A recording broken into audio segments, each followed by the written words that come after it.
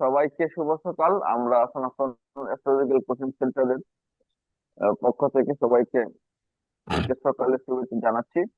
আমরা আমাদের আজকে 28তম ক্লাস শুরু করতে যাচ্ছি। তো ক্লাসের শুরুতেই নবগ্রহ স্তোত্র পাঠ করবেন শ্রদ্ধেয় নারায়ণ চক্রবর্তী মহোদয়।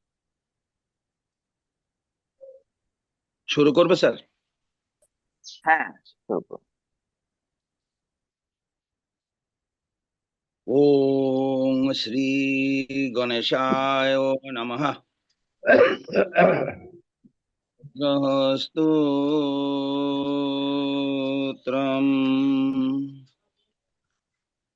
ওম জবাকুসুম শঙ্কাশং কাশ্যপেয়ং মহাদ্যুতিং ধান্তারিং এ সর্ব পাপগ্নং প্রণত হস্মি দিবাকরম দিব্য শঙ্কোতুষারাভ্যং ক্ষীরোদার্ণব সম্ভবম নমামি শশিনং ভক্তা শম্ভুর্মুর্কুট ভূষণম ধরণী গর্ভ সম্ভুতম বিদ্যুৎ পুঞ্জ সমপ্রভম কুমারং শক্তি হস্তঞ্চ রুহিতাঙ্গং নমাম্যহম প্রিয়ঙ্গ কলিকা শ্যামং রূপেণ প্রতিমং বুধং সমং সর্বগুণপেতম নমানি শশিনং সুতম দেবতানাম ঋষীণাং চ গুরুং কনক সন্নিভম বন্দে ভূত তিলুকেশং তম নমামি বৃহস্পতিম হিমকুন্দ মৃণালভ্যং দৈত্যনং পরমং গুরুম সর্বশাস্ত্র প্রবক্তারাং ভার্গবং প্রণমাম্যহম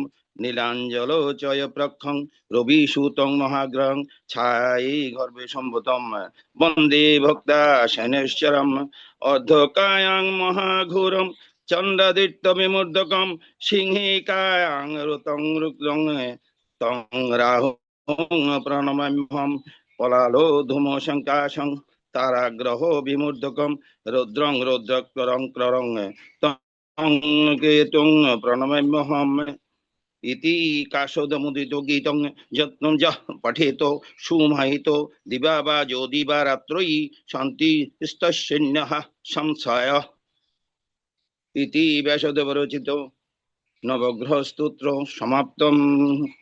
নমস্কার। নমস্কার, ধন্যবাদ নারায়ণ চক্রবর্তী মহাশয়কে। আমি জয়ন্ত নমস্কার স্যারকে স্যার। হ্যাঁ, নমস্কার। নমস্কার। জয়ন্ত স্যারকে আলোচনা যাওয়ার জন্য আহ্বান জানাচ্ছি। আজকে 28 ক্লাস, এই তো। আজকে 28, কিন্তু তাইলে আমরা হচ্ছে সিরিয়ালের যে 24তম ইয়েটা আছে, গ্রহের দিক বল, দিশা বল, ঋতু বল, দিবারাত্রি বল, গোচরকাল নিয়ে আলোচনা, এই ক্লাসটা করব। আর রাতের বেলা হবে দগ্ধ গ্রহ, কাজমে গ্রহ, গ্রহের বক্রতা, এটা নিয়ে।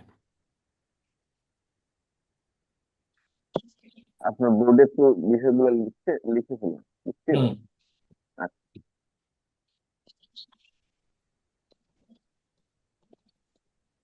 একটু আমার অডিও রেকর্ড, এটা রেকর্ডটা চালু করে দিচ্ছে।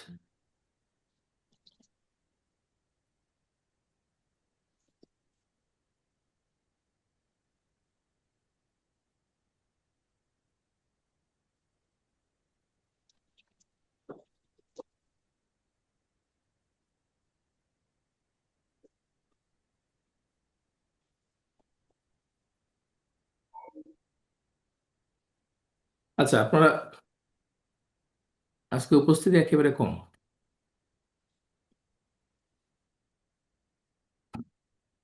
তাহলে একটু খাতা কলম নিয়ে নিন। ঠান্ডা খাতা, ধরছে রঞ্জিতা, ঠান্ডা ঠান্ডা, এত ঠান্ডা মানে বলার ভাষা নেই আর। না, ঠান্ডা তো আমাদের এখানে বেশি, তবে আমার ব্রাউনবাড়ি শহরে ঠান্ডাটা মনে হচ্ছে একটু কমই আছে। রাতে, শেষ আর রাতে আমি ফ্যান চালাইছি। আর ত্রিপুরাটা তো বাংলাদেশের ভিতরে না, আমাদের ত্রিপুরা তো বাংলাদেশের ভিতরে, মানে হুম একই তো ওয়েদার। হুম হুম। বাংলাদেশ আর ত্রিপুরা একই ওয়েদার। আমার গ্রামের বাড়িতে প্রচন্ড ঠান্ডা, কিন্তু এখানে শহরে একটু ঠান্ডা কম।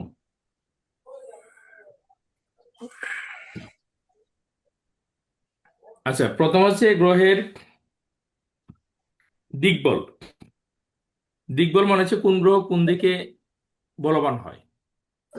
এখন প্রথম কথা হচ্ছে, আমরা কি জানি সবাই, মানে জন্মছকে, এই একটা জন্মছক পেলে এটার দিক উত্তর, পূর্ব, পশ্চিম, দক্ষিণ এগুলো আমরা জানি তো সবাই, মানে বের করতে পারি তো। আমি একদিন মেবি ক্লাসে দেখাইছিলাম, আপনারা জানেন তো এটা? না স্যার, একবার বলে দিলে ভালো হয়। আচ্ছা স্যার তাহলে স্যার আবার একটা রিপিট করবেন আচ্ছা যদি বা জানেন, ঠিক- যদি আপনার সে মুখ থেকে বাইর হলে তো ভালো হবে। আচ্ছা।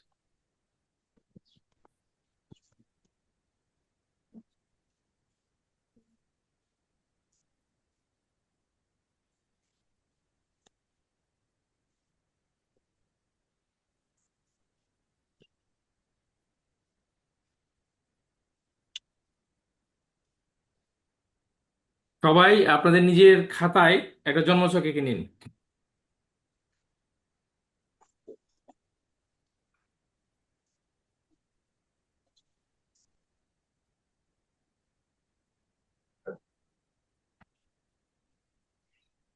সুবীর মহন্ত বাবু, আপনি আমাকে যে প্রশ্ন করছেন এটা আমার ব্রেইনে আছে, তা আমি আপনার প্রশ্নের উত্তর ক্লাসেই দেবো যথাসময়ে, ঠিক আছে?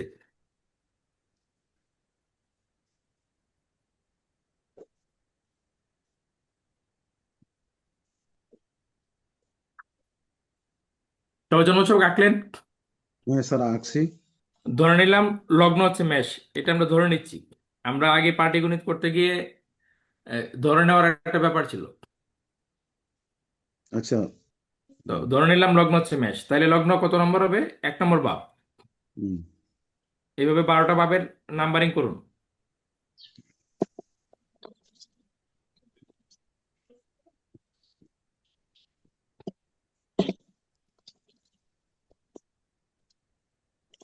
এই দিক যে ব্যাপারটা আছে না, এটা আহ, এটা ওই যে আপনার হচ্ছে কে কোন দিক থেকে বাসা থেকে বের হয়, যাত্রা শুভ অশুভ, মানে এইগুলারও আপনার হচ্ছে অনেক কিছুই নির্ণয় করতে পারবেন এই দিক বল থেকে।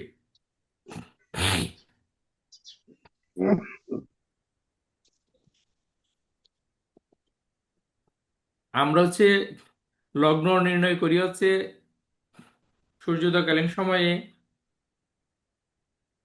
রবির পূর্ব দিকে যে রাশিতে যে বিন্দু পাওয়া যায় সেটা হচ্ছে আমাদের লগ্ন। তো এই কথার মাধ্যমে হচ্ছে বোঝা যাচ্ছে যে আপনার লগ্ন হচ্ছে পূর্ব দিক। তাহলে লগ্নে লেখুন পূর্ব দিক। সবার রাশিচক্র অঙ্কন করছেন তো? জি স্যার, করছে। তো লগ্ন হচ্ছে পূর্ব দিক। এখন যে ব্যক্তির যে দিক লগ্ন সেটাই হচ্ছে তার পূর্ব দিক। লগ্ন হচ্ছে,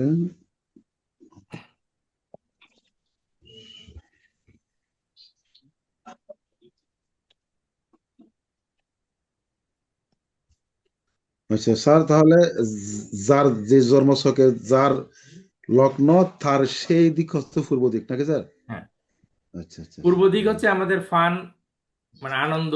পূর্ব দিক হচ্ছে আমাদের আপনার হচ্ছে কমিউনিকেশন। এটা হচ্ছে আমাদের পূর্ব দিক। তাহলে কারো যদি এই এই ব্যক্তির মেষ রাশি লগ্ন হওয়ার কারণে পূর্ব দিক হলো তার হচ্ছে মেষ রাশি, তাহলে মেষ রাশি প্রকৃতপক্ষে কোন দিক? মেষ রাশিটা হচ্ছে দক্ষিণ দিক।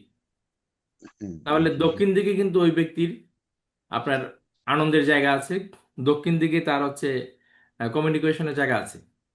তো এটা হচ্ছে এই পূর্ব দিক থেকে আমি আসলে মানে এই একটা বিষয় বললাম। আরো এসেটটা এসেটটা আরো বিচার করবেন আপনারা ধীরে ধীরে। সপ্তম ভাব হচ্ছে পশ্চিম দিক। হ্যাঁ।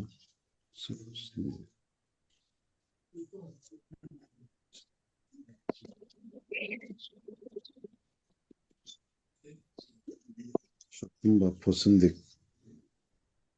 চতুর্থ হচ্ছে উত্তর দিক।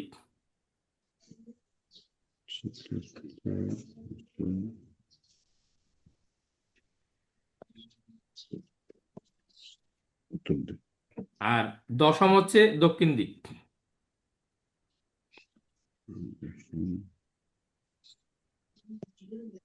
আর উত্তর দিক লিখবো কি, ওই কর্কট রাশিতে উত্তর দিক হইব না? আমি কর্কট রাশিতে বলি নাই, আমি বলছি চতুর্থ ভাব হচ্ছে দশম দিক, এই উত্তর দিক। হ্যাঁ, আপনি চতুর্থ ভাবের ভাব। মধ্যে কি বলে রাশি নিয়ে আসবেন না, আর রাশির মধ্যে ভাব নিয়ে আসবেন না। আচ্ছা এটাকে আপনাকে পার্থক্য বুঝতে হবে। চতুর্থ ভাব কর্কট রাশি পড়ছে, তার মানে মানে কর্কট রাশি, কিন্তু আপনি রাশি আর ভাবকে যদি একাকার করে ফেলেন তাহলে জ্যোতিষ শিখতে পারবেন না। ঠিক আছে। আচ্ছা স্যার। আপনার লগ্ন মেষ ধরার পরে চতুর্থ ভাব যে রাশিতে পড়ে সেটা চতুর্থ ভাব। এখানে আপনার রাশি বলতে পারবেন না, এখন আপনার ভাব বলতে হবে। যেই আপনার লগ্ন ইনপুট করবেন সেটা ভাব চক্র হয়ে গেল, আর রাশি চক্র থাকলো না। এবার লিখলেন দক্ষিণ দিক, হ্যাঁ হ্যাঁ, দশম দশম হচ্ছে দক্ষিণ দিক স্যার, ঠিক তাহলে আছে 1, 4, 7, 10 এই চারটা কেন্দ্রস্থান হচ্ছে হ্যাঁ। চারটা দিক, প্রধান যে চারটা দিক, পূর্ব, পশ্চিম, উত্তর দিক, দক্ষিণ আমরা পেয়ে গেলাম।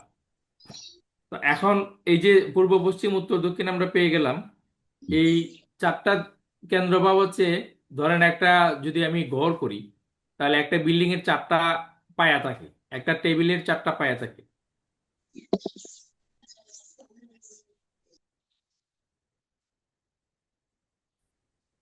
হ্যাঁ, তো একটা বিল্ডিং এর যদি 4টা পায়া থাকে, আপনার হচ্ছে কোনো একটা পায়া যদি ভেঙে যায়, তাহলে কি আপনার হচ্ছে ওই বিল্ডিংটা ঠিক মতো দাঁড়িয়ে থাকবে বা টেবিলটা ঠিক মতো দাঁড়িয়ে থাকবে? দাঁড়িয়ে থাকবে না।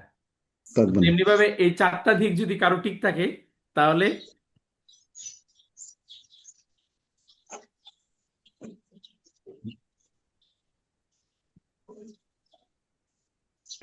আমি একটু আমার ল্যাপটপটা চার্জে দিচ্ছি, আজকে প্রথম থেকেই বাধা পাচ্ছি সবকিছুতে।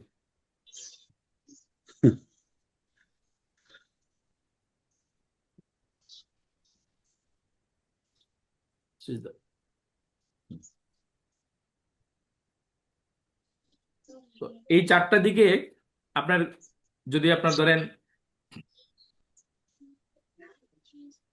কোন প্ল্যানেট পড়লো তার উপরে নির্ভর করে আপনার হচ্ছে এই 4টা দিকের শুভ অশুভ। আপনার লগ্নে একটা গ্রহ বলুন, যে কেউ বলুন, আমি একটা গ্রহ ইনপুট করছি লগ্নে। স্যার বৃহস্পতি, স্যার বৃহস্পতি। বৃহস্পতি। সাথে বুধ লিখুন, বৃহস্পতি প্লাস বুধ। সাথে বুধ। আচ্ছা। এই দুটি যে গ্রহ একই সাথে, গ্রহের দিক বলতে আপনি লিখে নেবেন, বৃহস্পতি এবং বুধ হচ্ছে লগ্নে বলবান হয়। বুধ এবং বৃহস্পতি লগ্নে বলবান হয়। তার মানে বৃহস্পতি এবং বুধ পূর্ব দিকে বলবান হচ্ছে। আচ্ছা। শনি পশ্চিম দিকে বলবান হয়, সপ্তমে শনি বলবান হয়।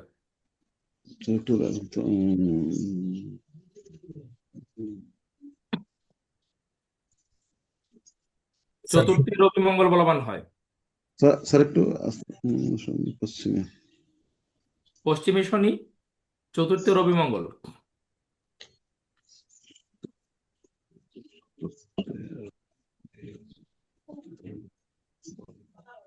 চতুর্থে রবি চন্দ্র।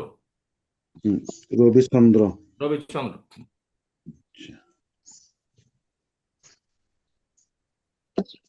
আর দশমে রবি মঙ্গল।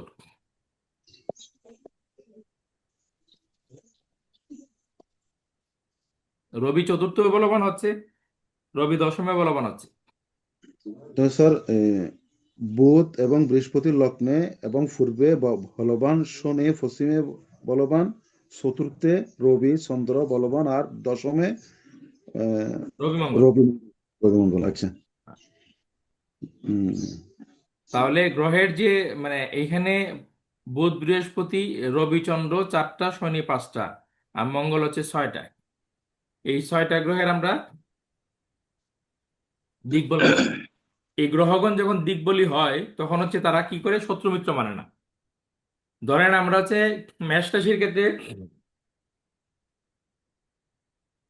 শনি হচ্ছে পাপগ্রহ, কিন্তু শনি যদি কারো সপ্তমে অবস্থান করে, তাহলে তার বিবাহের যে বিষয় আছে সেই বিষয়টা আপনার হচ্ছে শুভ হবে, কারণ শনি দিকবলি হওয়ার কারণে সে শত্রু মিত্র মানবে না, অর্থাৎ ভাবের যে শত্রু আছে এই শত্রু রেজাল্ট সে দিবে না। তখন সে কি করবে, তখন সপ্তম ভাবের শুভ ফল দেবে, দশম ভাবের শুভ ফল দেবে এবং একাদশ ভাবের শুভ ফল দেবে।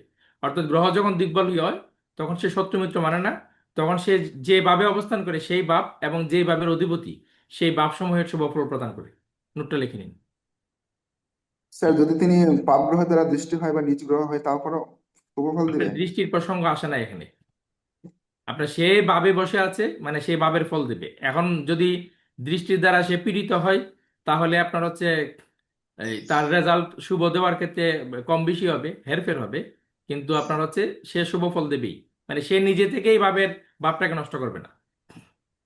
আচ্ছা, ঠিক আছে। ব্যাপারটা বুঝতে পারছেন? সে নিজে থেকেই বাপটাকে নষ্ট করবে না। আচ্ছা আচ্ছা, ঠিক আছে। স্যার আবার একটু বলেন। গ্রহ যখন দিকবলি হয় তখন সে শত্রু মিত্র মানে না। সে আচ্ছা যেভাবে অবস্থান করে সেই বাপ এবং যে বাবের অধিপতি সেই বাপ সমূহের শুভ ফল প্রদান করে। কোনো করে আরেকটা সাহায্য করছে না দেখে বোঝার করলে লেখছে না তোমার আর খবর দে ভিত্তিতে বলে যারা কথা বলছেন তারা মিউট করে কথা বলবেন।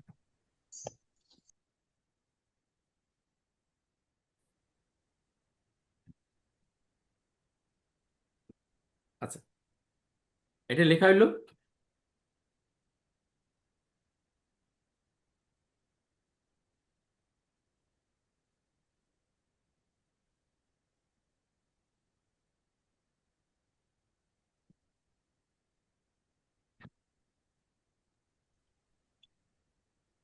যেভাবে অবস্থান করে তারপরে যেভাবে অবস্থান করে সেই বাপ এবং যে বাবের অধিপতি সেই বাপ সমূহের শুভ ফল প্রদান করে থাকে। যেইভাবে অবস্থান করে এবং যেই বাবের অধিপতি সেই বাপ সমূহের শুভ ফল প্রদান করে। এখানে শনি হচ্ছে দশম এবং একাদশ ভাবের অধিপতি, আর সে বসে আছে সপ্তমে, তাহলে তিনটা ভাবের শুভ ফল সে প্রদান করবে।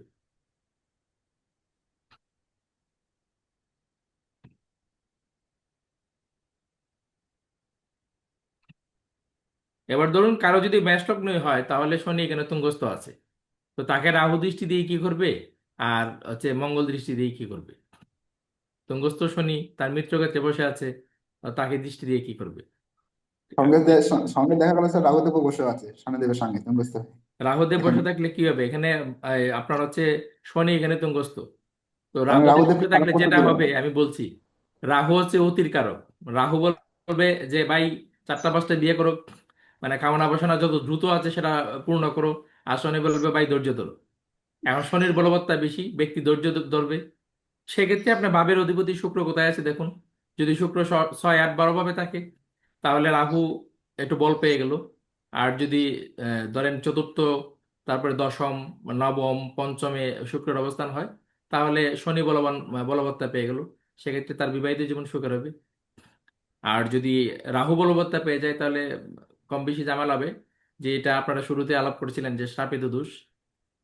ঠিক আছে, শাপিত দুইটা গ্রহের কারকতা যদি আপনার বলেন, দেখেন শনি হচ্ছে স্লো মুভিং প্ল্যানেট, আর হচ্ছে এই রাহু হচ্ছে ফাস্ট মুভিং।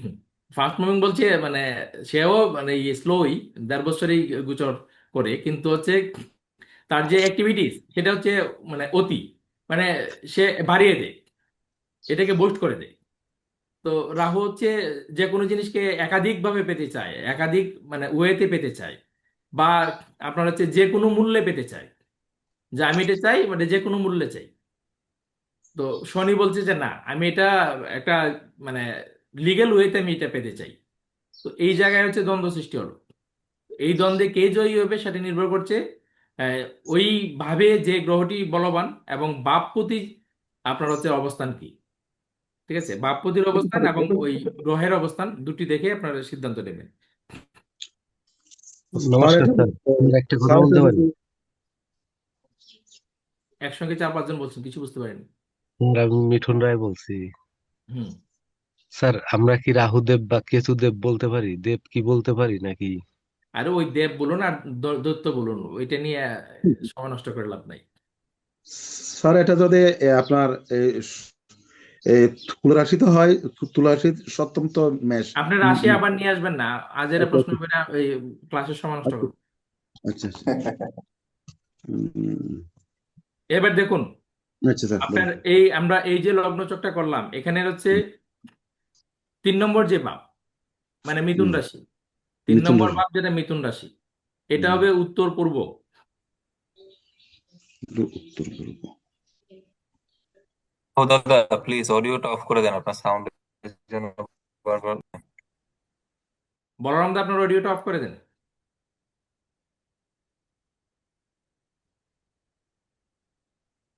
3 নম্বর যে ভাবটা আছে মিথুন রাশি, সেটা হবে উত্তর পূর্ব।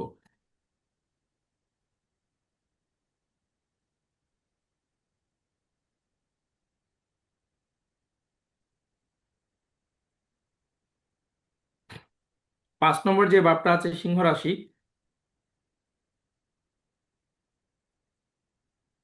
এটাতে লিখে রাখুন। আর 6 নম্বর যে ভাব আছে কন্যা রাশি, এটা হচ্ছে উত্তর পশ্চিম। 6 নম্বর উত্তর পশ্চিম, তাই তো? হ্যাঁ, 6 নম্বর উত্তর পশ্চিম।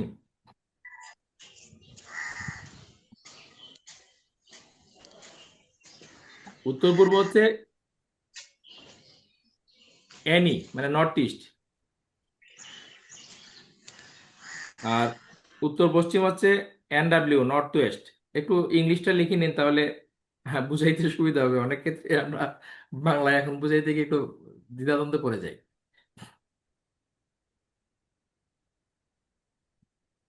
তাহলে 2 নম্বর যে ভাবটা হবে সেটা হবে NNE।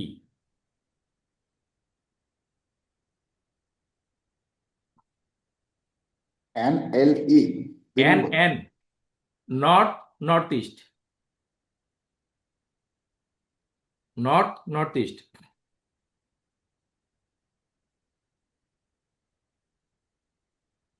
NNE। আর 5 নম্বর যে ভাব সেটা হবে NNW। স্যার একটু বাংলা বলে দিন। নর্থ মানে তো উত্তর, হ্যাঁ। নর্থ, নর্থ ইস্ট মানে উত্তর, উত্তর দিক।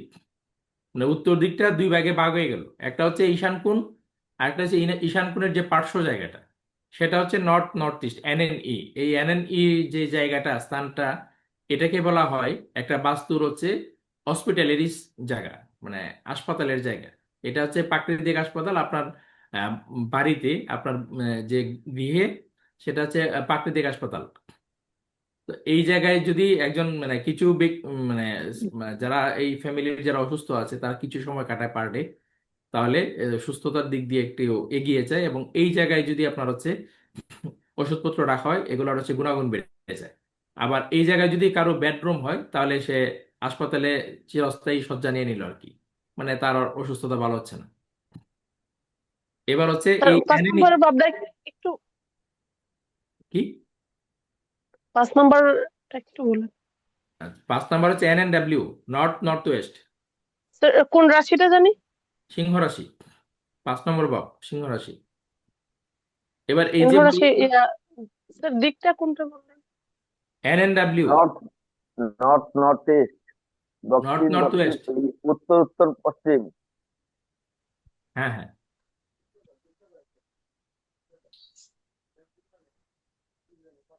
আচ্ছা, আগে লিখে নিন, তারপরে বিস্তারিত বুঝাচ্ছি আর কি।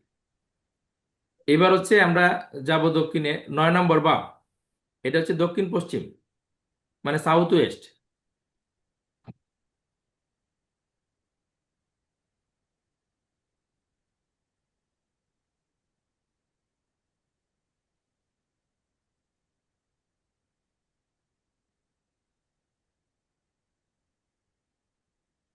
8 নম্বর ভাব হচ্ছে SSW, সাউথ, সাউথ ওয়েস্ট।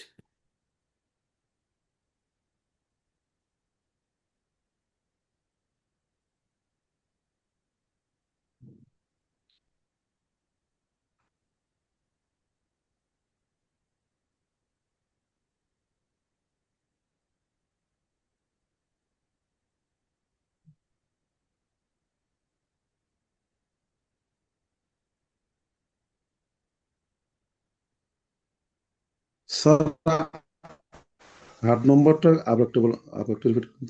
8 নম্বরটা। South, south West, SSW।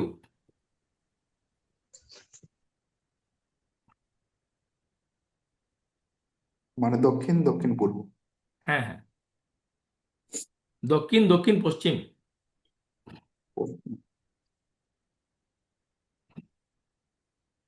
এটা হচ্ছে ইংলিশটা একটু বাস্তুর মলাদারের জায়গা, সেফটি ট্যাঙ্কের জায়গা হচ্ছে এটা।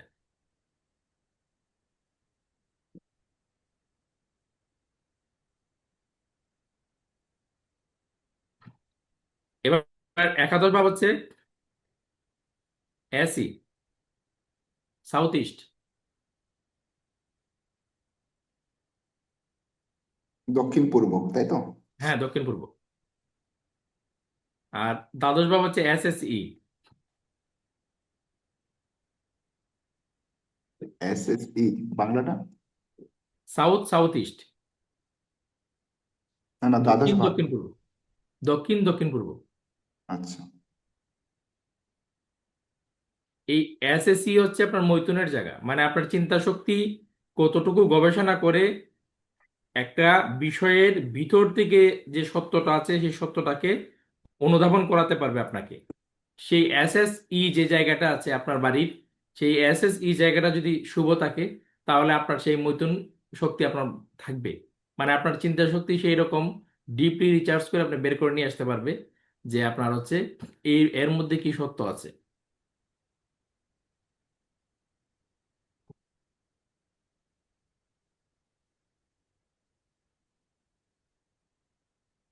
এবার ধরে নিন আমরা হচ্ছে এই যে লগ্নচকটা আঁকলাম, এই ব্যক্তির লগ্ন হচ্ছে এক। তো আমরা তো জানি লগ্ন এক মানে হচ্ছে একটা ভূমিষ্ঠ শিশু।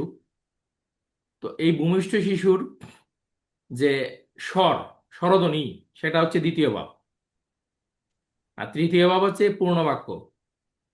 তো এখন দ্বিতীয় ভাব যে স্বরধ্বনি, তার যে সাউন্ড, এই সাউন্ডের যে কথা মানে কথা সাউন্ড সিস্টেম যে বাক্য, সেই জায়গাটা যেহেতু দ্বিতীয় ভাব, তার মানে হচ্ছে ভূমিষ্ঠ হওয়ার পরে সে এগিয়ে যাচ্ছে দ্বিতীয় ভাব ধরে, বামাবর্তে এগিয়ে যাচ্ছে। তাহলে তার প্রথম পদক্ষেপ দ্বিতীয় ভাব থেকে হচ্ছে। তাহলে সে তার বাড়ি, আমি যদি লগ্ন ভাব পূর্ব দিকে তার অবস্থানটাকে ধরি, মানে তার বাড়ি ধরি, এটাকে যদি তার ভূমি ধরি, তাহলে সে বেরিয়ে যাচ্ছে দ্বিতীয় ভাব দিয়ে। এখন যার লগ্ন হচ্ছে মেষ, সে কোথা দিয়ে বেরোচ্ছে বাড়ি থেকে? উত্তর দিক থেকে নাকি? আপনি এখানে মূল রাশিটাকে দেখতে হবে, এখানে মূল রাশিটা দেখতে হবে। মূল রাশিটা কি? মূল রাশি হচ্ছে বৃষ রাশি। তো বৃষ রাশির দিক কোনটা দিক? বৃষভ রাশি? উত্তর উত্তর পূর্ব। না না না, বৃষভ রাশির দিক কোনটা? আমরা তো ভাবের দিক পেলাম N N N N E, কিন্তু বৃষভ রাশির দিক কোনটা? দক্ষিণ দিক স্যার। দক্ষিণ দিক। তাহলে ব্যক্তি, আপনি বলুন যে আপনি বাড়ি থেকে দক্ষিণ দিক থেকে বেরোচ্ছেন, লগ্ন মেষ, আপনি বাড়ি থেকে দক্ষিণ দিক থেকে বেরোচ্ছেন। এবার যাদের লগ্ন মেষ আছে এখানে, তারা একটু সাউন্ড দিন যে তারা দক্ষিণ দিক থেকে বেরোচ্ছেন কিনা কোনোভাবে। স্যার আমার বাড়ির যে কোন দিক দিয়ে বেরোই, না স্যার পশ্চিম দিক দিয়ে বেরোই। পশ্চিম দিক দিয়ে বেরোচ্ছেন, তার মানে আপনার যে বেরোনোর জায়গাটা, এই জায়গায় কোনো না কোনো ভাবে ডিস্টার্ব আছে। স্যার কোন আপনার রাশির কোন বাড়ির দিক, ওটা যদি এন্ট্রান্সে একটু বলে সমস্যা আছে। দিতেন। বলছি স্যার কোন রাশির কোন দিক, ওটা যদি একটু বলে দিতে, লিখে দিতাম। এটা তো আগে ক্লাস হয়ে গেছে, একদম প্রথম দিকে ক্লাস হয়ে গেছে। আমি তো ছিলাম না সাথে, হয়। ভিডিও দেখে নিয়ে নেবেন, মানে অন্য কারো কাছ থেকে নোটটা নিয়ে নেবেন। আচ্ছা, তাহলে আপনার এখন ধরেন এই এন এন ই তে কারো রাহু বসে আছে। তো যেভাবে রাহু বসে থাকে সেই ভাবটাকে আপনার হচ্ছে মানে প্রবলেম নিয়ে আছে। তো এনএনই তে রাহু বসে আছে, মানে এনএনই কিন্তু এটা এনএনই দক্ষিণ দক্ষিণ পূর্ব, মানে তার হসপিটালিটির যে জায়গাটা আছে বাড়িতে, সেই জায়গাটা ড্যামেজ করে দিয়েছে রাহু বসার কারণে। তাহলে আপনি বলুন যে আপনার হচ্ছে এন এন ই এই যে স্থানটা আছে, এই স্থানটা আপনার হচ্ছে ডিস্টার্ব আছে আপনার গৃহে, আপনার বাড়িতে। কি আছে ডিস্টার্ব? রাহু কি? রাহু হচ্ছে আপনার হচ্ছে ডার্টির কারক, নোংরার কারক, যেহেতু সে হচ্ছে দৈত্য। তাহলে কোনো না কোনো ভাবে এই জায়গায় ব্যক্তির হচ্ছে এই জায়গাটা ময়লা হয়ে আছে, বা এই জায়গায় তার হচ্ছে মলাদার চলে আসছে, টয়লেট বসে আছে এই জায়গায়, ট্যাঙ্কি আছে এই জায়গায়, বা রান্নাঘর আছে এই জায়গায়, কোনো না কোনো ভাবে এই জায়গাটা তার প্রবলেম হয়ে আছে। তা আপনি হচ্ছে এই জন্মছক থেকে বলে দিতে পারবেন যে আপনার হচ্ছে এনে নিতে আপনার টয়লেট আছে, আপনার হচ্ছে মলাদার আছে। যেমন মঙ্গল, মঙ্গল হচ্ছে কি মাটির কারক, মঙ্গল হচ্ছে অগ্নির কারক। তাহলে এই জায়গায় যদি আপনার মঙ্গল থাকে, তো ধরেন আপনার ঈশান কোণে NE যেটা, এই ঈশান কোণে আপনার মঙ্গলের অবস্থান। ঈশান কোণে মঙ্গলের অবস্থান থাকলে আপনি তাকে জিজ্ঞেস করুন, দেখবেন আপনার তার রান্নাঘর মঙ্গলের জায়গায় তার রান্নাঘর আছে। ঠিক আছে, এখন হচ্ছে তাৎক্ষণিকভাবে আপনার আনসারটা হয়তো সে সঠিকভাবে দিতে পারবে না, কারণ হচ্ছে এরকম ভাবে নিজের গৃহের কোন দিকে কি আছে অনেকেই জানে না, বা সেরকম ভাবে দেখার প্রয়োজন অনুভব করে না। তো এই কারণে আপনার হয় না। তো আপনারা এই বিষয়টা যদি বুঝতে পারেন তাহলে একটু সামনে আলোচনা যাই।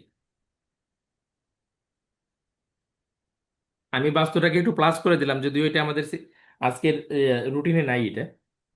এটা বাড়তি পাওনা হ্যাঁ, গুণা। এখানে আমার জয়ন্ত স্যারের কাছে একটা প্রশ্ন আছে। হ্যাঁ, যেমন জাতক, আপনি একটা সুন্দর জিনিস ইন্ডিকেট করছেন, জাতকের দ্বিতীয় ভাব হচ্ছে তার বাড়ি থেকে বেরোনোর রাস্তা। হ্যাঁ, বেরোনোর রাস্তা। তাহলে এন্ট্রান্স তো তার অপোজিট হবে, তাই তো? না, এন্ট্রান্স মনে কর, অপোজিট হবে না, কারণ বামাবর্তে প্রথম রাশি যেটা এটাই এন্ট্রান্স। তাহলে তো তার একটা বের বের হচ্ছে, সে তো বের হচ্ছে ঢুকতেছে তো না। প্রবেশ ওইখানেই করবে, যে রাস্তা দিয়ে বের হচ্ছে প্রবেশ তো এই রাস্তা দিয়ে করে। তাহলে হ্যাঁ, তাহলে সে যখন দক্ষিণ দিক দিয়ে বের হচ্ছে, তাহলে ঢুকতেছে দক্ষিণ দিকে। ওকে, ঠিক আছে স্যার। স্যার আমার তো স্যার মেষ লগ্ন, তো আমি স্যার পশ্চিম দিক দিয়ে বের হই, তো এটা সমস্যা হচ্ছে। কিন্তু আমার বাড়ির সবার তো আর মেষ লগ্ন না। তাহলে জাতকের হিসাব অনুযায়ী মানে বাস্তুটা মানে গুড ব্যাড এটা মানে ভ্যারি করে এরকম। হ্যাঁ, আপনার আপনি হচ্ছে সেকেন্ড হাউস খারাপ হবে দেখবেন, আপনি ঠিক আছে? যখন তাকে আপনার বাস্তুর নির্দেশনা যখন আপনার কাউকে দিবেন, তখন তো সে এই প্রপার্টির মালিক তো সে হবে। ঠিক আছে, আপনি পার্থসারথী দিয়ে আমি যখন বলবো তখন হচ্ছে আপনার বাড়ির প্রবেশের জায়গায় আমি বললাম। এখন আপনার বর্তমানে আপনার পিতা আছে, উনি হচ্ছে আপনার এই বাড়ির মালিক। এখন দেখুন হচ্ছে উনার জন্মছকের সাথে যদি জন্মছক তৈরি করে দেখুন, যদি সেটা মিলে যায় তাহলে তো কোনো সমস্যা নেই। আচ্ছা স্যার, বুঝতে পারছি। ওই বাস্তুর প্রধান যিনি ব্যক্তি, তার সাথে যদি মিলে যায় কোনো সমস্যা নেই। তা আপনি যদি বাড়ি করেন, ধরেন আপনি একটা বাড়ি কিনবেন, তো সেই ক্ষেত্রে আপনাকে দেখতে হবে, ঠিক আছে, বা আপনার কাছে কেউ পরামর্শ চাইলো যে আমি হচ্ছে জ্যোতিষ মহাশয় আমি একটা বাড়ি কিনতে চাই, তখন আপনি তার জন্মছকটা দেখে বলবেন যে আপনি বাড়ি যে কিনবেন, আপনার প্রবেশ পথ এবং এন্ট্রান্সটা কিন্তু ওই দিকে হওয়া উচিত। তো আপনি এই জায়গায় বাড়িটা ক্রয় করার প্রয়াস করুন, যেখানে প্রবেশ পথ আপনি এটা পাবেন। স্যার প্রবেশ তো দুই প্রকার হয়, যেমন একটা বাড়িতে চারপাশে বাউন্ডারি দিয়ে মূল একটা গেট থাকলো আর ঘরের একটা গেট থাকলো, কোন গেটটা বিবেচনা করা হবে? আপনার বাড়িতে প্রবেশ হচ্ছে ওই মূল যে গেট, আপনার টোটাল ধরেন 8 ডিসিমেলের বাড়ি, তো এটা বাউন্ডারি করলেন, বাউন্ডারি করার পরে এটা আপনার বাড়ি হলো। আর যদি বাউন্ডারি না থাকে, আশেপাশের মানুষের সাথে যদি বাউন্ডারি না থাকে, তাহলে শুধুমাত্র আপনার গৃহটাকে ধরবে। ঠিক আছে। আপনি জিজ্ঞেস করে নেবেন যে আপনার হচ্ছে বাড়িটা কি বাউন্ডারি দেওয়া গেট আছে, যদি বাউন্ডারি দেওয়া গেট থাকে তাহলে হচ্ছে একরকম। আর যদি বাউন্ডারি দেওয়া গেট নাই, তাহলে আপনাকে বলতে হবে যে আপনার হচ্ছে মূল গৃহটা কোন জায়গায়, গৃহ থেকে যে দরজা দিয়ে বেরোবে সেটাই হচ্ছে তার প্রবেশ পথ। আর গৃহ আছে একই সাথে তার বাড়িটা বাউন্ডারি দেওয়া, তার গেট আছে, তাহলে গেট হচ্ছে তার মূল প্রবেশ পথ। অন্য যে বাস্তু আছে সেই বাস্তু থেকে যতক্ষণ পর্যন্ত আপনার বাস্তু সেপারেট না হচ্ছে, যেখানেই সেপারেট হচ্ছে সেখানেই আপনার মেইন ডোরটা আপনাকে দেখতে হবে, মেইন এন্ট্রান্সটা আপনাকে দেখতে হবে।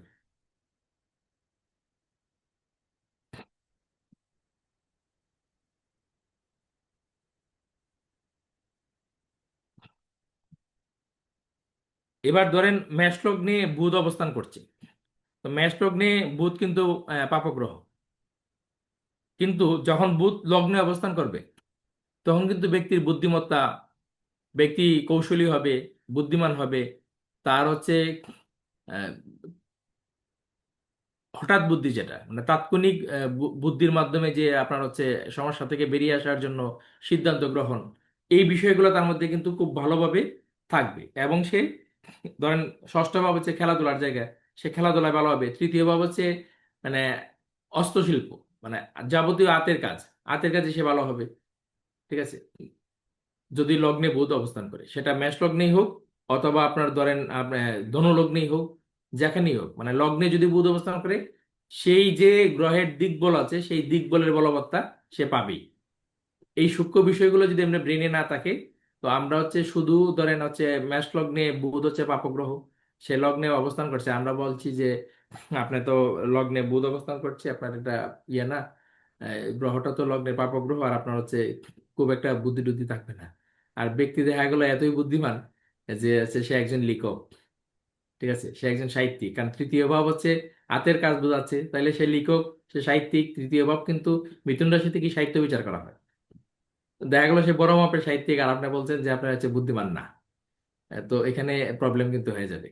স্যার লগ্নে বুধ থাকলে পরে সে তার মধ্যে আরেকটা জিনিস থাকতে পারে কি, সে যত বড় হচ্ছে কিন্তু তার মধ্যে বাচ্চা ভাবটা মানে শিশু সুলভ হ্যাঁ, ভাবটা থাকেই যাচ্ছে। হ্যাঁ, শিশু সুলভ ভাব না দেখলে সাহিত্যিক হবে কি করে? স্যার আমারও তো লগ্নে বুধ আছে, তা আমাকে কি কখনো দেখে মনে হয় আমার মধ্যে শিশু ভাবটা আছে? লেখালেখি সাহিত্যিক তো আমিও করি। তাইলে লেখালেখি তো মানে সাহিত্যিক আমিও করি। হলো তো, আপনার তো হয়ে যাচ্ছে, ঠিক আছে। এই যে কবিতাটা আমি দিয়েছি ইয়েতে সবিনার, এটা তো আমার ছোটবেলায় লেখা, ছোটবেলায় লেখা না, মানে মাস খানেক আগে লেখা, তো আমি দিয়ে দিয়েছি। দেখুন, এখন আপনার লগ্নে বুধ দেখে যদি ওই সেটা লগ্নের শুভাশুভ সাপেক্ষে শুধু বিচার করা হয়, তাহলে কিন্তু মানে আপনাকে লেখক বলা যাবে না। মেবি আমি আপনাকে এর আগে একটা ক্লাসে বলছিলাম যে আপনার লেখালেখির অভ্যাস আছে, তাই না? হ্যাঁ, এর আগে ক্লাস হয়েছিল, দৃষ্টি সম্বন্ধে ক্লাসের মানে হয়েছে হ্যাঁ, আমি আপনাকে তাদের পড়ানো। বলেছিলাম এটা, যে আপনার লেখালেখির অভ্যাস থাকবে। তো এখানে এই বিষয় সূক্ষ্মতে সূক্ষ্ম বিষয়গুলো যখন আপনি জানবেন, তখন হচ্ছে ভালোভাবে প্রেডিকশন করতে পারবেন। আর একটা বিষয় কি, যখন আপনি এখানে যেমন নির্দিষ্ট রুলস এর উপর ভিত্তি করে প্রেডিকশন করবেন, তখন আপনার অবস্থান থেকে কিছুতেই সরবেন না। কিছু নোটস যেমন স্যার, যেমন এখানে মেষ লগ্নে শনি গ্রহকে মারক বলা হয়, কিন্তু উনি সপ্তমে বা এই একাদশে দশমে উনি তুঙ্গস্থ, বা এই যে করে না, ওই কোনো দোষ গুণ বিচার করে না, উনি ভালো রেজাল্ট দেয়। এইটা যেমন আমাদের কাছে হ্যাঁ, দুষ্গুণ বিচার করে না, আমি বলছি শত্রু মিত্র মানে না। শত্রু মিত্র মানে না, ভালো ফলাফল দেয়। কিন্তু আমাদের যে লগ্ন সাপেক্ষে যে শুভ অশুভ নির্ণয়, সেখানে কিন্তু আবার স্যার শুধুমাত্র মারক লিখে রাখছি আমরা। মারক কখনো হবে, মারক তো সে হচ্ছে শনি মারক হবে যখন সে এখানে সপ্তমে অবস্থান করছে, মারক ভাবেই অবস্থান করছে শনি। তাহলে মারক ভাবের ফল সে দেবে না এরকমটা না, সে দেবে, কিন্তু তার বিবাহ আটকাবে না, তার বিবাহ জীবনে সুখের ঘাটতি হবে না। এখন কিভাবে মারক ফল দিতে পারে? শনির তো বিভিন্ন কারকতা আছে, আপনি ওই কারকতাগুলো নিয়ে আসতে হবে। যেরকম ধরেন আপনার সপ্তমে শনি থাকলে আপনার একটা গ্রন্থের সূত্র পাবেন যে আপনার স্ত্রী আপনার চেয়ে বড় হবে, আপনার স্বামী আপনার চেয়ে বড় হবে, মানে বয়সের পার্থক্য বেশি হবে, অতিরিক্ত বয়সের 50% বয়সের পার্থক্য হয়ে গেল। অর্থাৎ 19 বছরের মানে নারী আপনার, তার হচ্ছে 38 বছরের স্বামী হলো। এখন আপনি বলছেন যে আপনার স্বামীর বয়স আপনার চেয়ে ডাবল হবে, আর সে বলছে না, আমরা প্রেম করে বিয়ে করছি, আমরা সমবয়সী ক্লাসমেট। তাহলে কি হলো? বুমারাং হয়ে গেল। তাহলে কি ঋষি বাক্য মিথ্যা হয়ে গেল? যে শাস্ত্রে বলা আছে যে আপনার শনি সপ্তমে আছে মানে নিশ্চিত তার হচ্ছে স্বামী তার চেয়ে বয়সে বড় হবে। এবার হচ্ছে হ্যাঁ, তারা সমবয়সী, তারা সমবয়সী ক্লাসমেট, প্রেম করে বিয়ে করেছে, সবই সত্য, কিন্তু ম্যাচুরিটির দিক দিয়ে দেখুন, তার স্বামী তার চেয়ে 20 বছরে বড়। এবার আপনি যখন প্রেডিকশন করবেন, তখন আপনাকে বলতে হবে, সপ্তমে শনি দেখে আপনাকে বলতে হবে যে আপনার হচ্ছে আপনার যে বিপরীত লিঙ্গ, মানে আপনার যে হাজবেন্ড বা আপনার যে স্ত্রী, সে মেচুরিটির দিক দিয়ে আপনার চেয়ে অনেক বেশি দূর এগিয়ে আছে। এটা আপনার চেয়ে অনেক বেশি পার্থক্য, ধরেন এটা একটা জেনারেশন বা দুইটা জেনারেশন গ্যাপ হয়ে যেতে পারে, পারে আপনার তার সাথে মেচুরিটির দিক দিয়ে। তো সেটা বয়সের কারণে হতে পারে, আবার হচ্ছে জ্ঞানের কারণে হতে পারে, অথবা তার বুদ্ধিমত্তার কারণে হতে পারে। এবার ক্লায়েন্ট নিজেই বলবে যে কোন কারণে তার স্বামী ম্যাচিউর। বয়সের কারণে হলে সে বলবে হ্যাঁ, না, হ্যাঁ স্যার, আপনি ঠিকই বলছেন, তার বয়স বেশি। আবার হচ্ছে জ্ঞানের কারণে, হ্যাঁ, না, ঠিক আছে, হচ্ছে আমার ওয়াইফ মানে অনেক বেশি বুদ্ধিমান, ঠিক আছে। আবার সে নিজেই বলবে যে না, সে অনেক বেশি ম্যাচিউর, ঠিক আছে, তার বয়স কম কিন্তু তার ম্যাচিউরিটি আরো হচ্ছে দুইটা জেনারেশন ফার্স্ট হয়ে গেছে ম্যাচিউরিটির দিক দিয়ে। তো এই বিষয়টা আপনি হচ্ছে ক্লায়েন্টের মুখ থেকে বের করুন, আপনি শুধু জাস্ট সূত্রটাকে অ্যাপ্লাই করুন। স্যার এখানে জয়ন্ত স্যার যেটা কেতু লগ্নে বলছেন যে বয়সের পার্থক্য শনির বেশি নক্ষত্রে হবে, এখানে আমি একটু ক্লাস করতে চাই, বয়সের পার্থক্য বেশি হবে অথবা কম হবে। এবারেই যে আমরা যে বয়সটা ধরি, স্বামী স্ত্রীর মধ্যে যে বয়সের পার্থক্য থাকে সেটা হয় না। সপ্তম শনি থাকলে ওই বেশিরভাগ ক্ষেত্রেই হয় বয়সের পার্থক্য দুজনের কম হবে, নয় অত্যাধিক বেশি হবে। হ্যাঁ। আচ্ছা, এবার লিখুন রবি দিনে বলবান হয়, চন্দ্র রাতে বলবান হয়।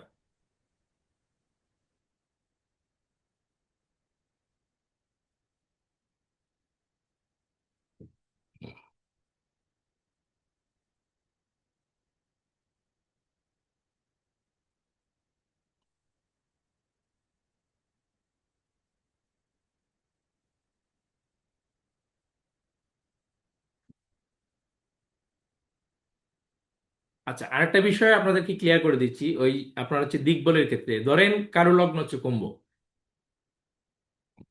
পার্থবাবু যে প্রশ্নটা করলেন, কারো লগ্ন হচ্ছে কুম্ভ। এই কুম্ভ লগ্নের সপ্তমে অর্থাৎ সিংহ রাশিতে শনি বসে আছে।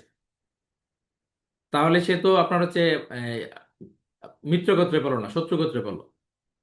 সেক্ষেত্রে শনিটা দুর্বল হয়ে গেল।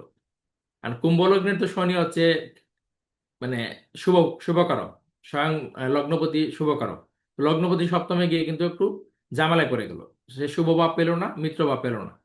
কিন্তু যেহেতু সপ্তমে যাওয়ার কারণে সে দিক বলিয়েছে, সেক্ষেত্রে কিন্তু আপনার হচ্ছে এই শনি আপনার তাকে শুভ ফল দেবে। এই শনির বলবত্তা যেটা কমে গেছিল, সেটা কিন্তু আবার ওই দিক বলে হওয়ার কারণে বৃদ্ধি পেয়ে গেল। এবার পার্থবাবু বুঝতে পারছেন? জি স্যার, মানে মানে এই যখন হচ্ছে আমরা এই আপনার ওই লগ্ন সাপেক্ষে যখন শুভ হবে, আবার হচ্ছে সে দিক বলি হবে, তাহলে তার ডাবল পাওয়ার হয়ে গেল। এখন স্যার ধরেন স্যার সে দিক বলি কিন্তু লগ্ন সাপেক্ষে শুভ শুভ না, সেই ক্ষেত্রেও তো স্যার এই মানে ভালো সেক্ষেত্রেও রেজাল্ট সে দিবে। শুভ ফল দিবে। হ্যাঁ, আচ্ছা। শুভ ফলের মধ্যে অনেকটা বাধা বিপত্তি পেরিয়ে এসে শুভ ফল দিবে। কিন্তু ধরেন আপনার হচ্ছে মিথুন লগ্নে যদি বুধ লগ্নে অবস্থান করে, তাহলে একই সাথে সে লগ্নপতি আর একই সাথে হচ্ছে দিক বলি হলো, তাহলে রেজাল্টটা কোন কোন পর্যায়ে দিবে বুঝতে পারছেন? বুঝতে পারছি স্যার। আচ্ছা, তাহলে দেখুন রবি হচ্ছে দিনে আর বলবান আমার একটা হয়। প্রশ্ন ছিল স্যার, যে স্যার হ্যাঁ, বলুন। স্যার, লগ্নে হচ্ছে কেতু, নক্ষত্র হচ্ছে শনির, সেই ক্ষেত্রে রাশির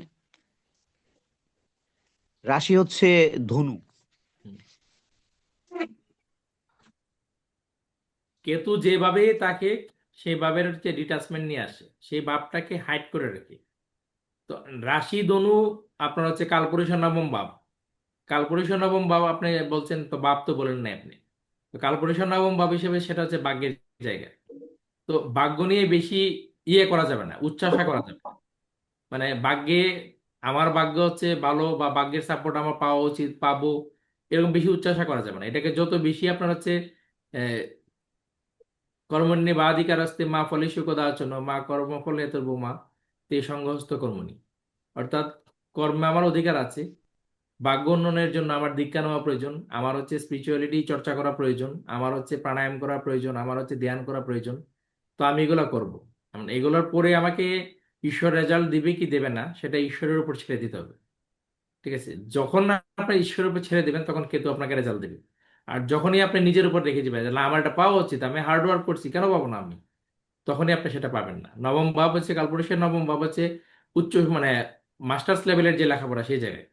এখন মাস্টার্স লেভেলে কেউ হচ্ছে প্রচুর লেখাপড়া করছে, আর সে যদি বলে যে আমি প্রচুর লেখাপড়া করছি, আমি ফার্স্ট ক্লাস ফার্স্ট হব, তাহলে সে আর ফার্স্ট ক্লাস ফার্স্ট হবে না, এমনকি তার রেজাল্ট ফেলও আসতে পারে। ঠিক আছে? কোনো না কোনো ভাবে ফেল আসছে, যেমন ভুল করে দেখা গেলো সে ফেল হয়ে গেছে, তার কোনো একটা মার্ক যোগ হয় নাই, কোনো না কোনো ভাবে রেজাল্ট ফেল হয়ে আসছে। তো এটা আসার কারণ হচ্ছে সে খুব বেশি আশা করে ফেলছে। কিন্তু হচ্ছে আশা করা যাবে না, ত্যাগের মানুষ কোথায় থাকতে হবে তার। তো এখন যে ভাবে আছে আপনার এই কেতু, সেই ভাবের আপনার ইয়ে দেখতে হবে। আর ধনুরাশিতে তো শনির কোনো নক্ষত্রই নাই, তাহলে আপনি এখানে শনি নক্ষত্র পেলেন করতে গিয়ে? এখানে আছে পূর্বাষাঢ়া, উত্তরাষাঢ়া, আর হচ্ছে মূলা। তো কেতুর নক্ষত্র আছে, তো আপনি শনির নক্ষত্র পেলেন কোথা থেকে? আচ্ছা, এই ধরনের প্রশ্ন হচ্ছে সাইড করে রাখবেন। দেখুন রবি দিনে বলবান হয়, চন্দ্র রাতে বলবান হয়, মঙ্গল রাতে বলবান হয়। মঙ্গল রাতে বলবান হয়। বুধ দিন এবং রাত উভয় সময় বলবান হয়।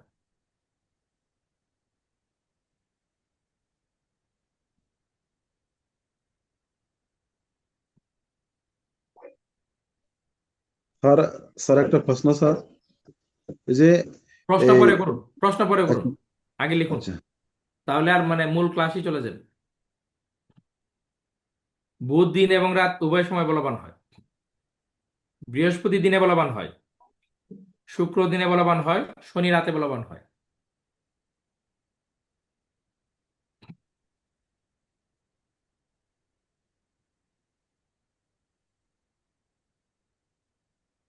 Repeat please. রবি দিনে বলবান হয়, চন্দ্র রাতে, মঙ্গল রাতে, বুধ দিন এবং রাত উভয় সময়ে, বৃহস্পতি দিনে, শুক্র দিনে, আর শনি রাতে।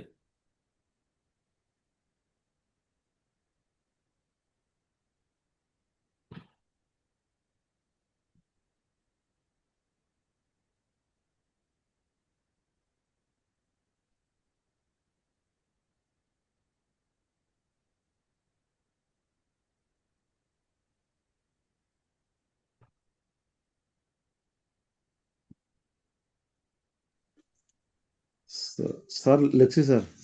এবার লিখুন রবি মঙ্গল গ্রীষ্মকালে বলবান হয়,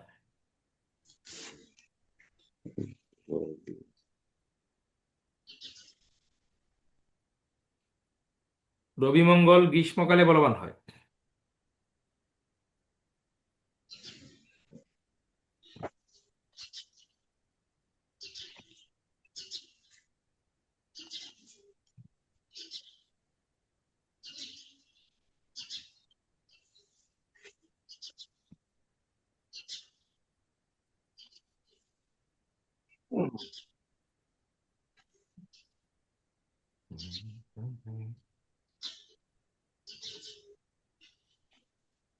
নেক্সট। চন্দ্র বর্ষাকালে,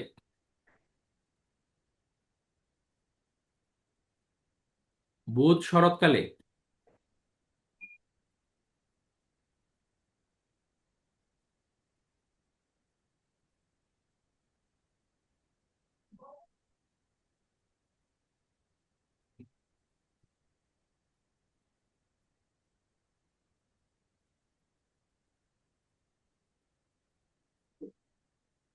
নেক্সট। বৃহস্পতি হেমন্তকালে বলবান হয়, শনি শীতকালে বলবান হয়, শুক্র বসন্তকালে বলবান হয়,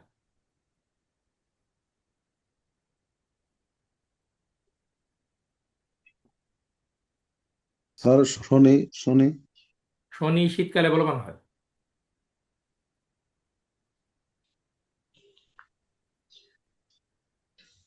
বর্তমানে শীত পড়েছে, শনিদেব বরাবর। হ্যাঁ বলুন। শুক্র স্যার, শুক্র। শুক্র বসন্তকালে, জীবনে বসন্ত তো শুক্রই নিয়ে আসবে।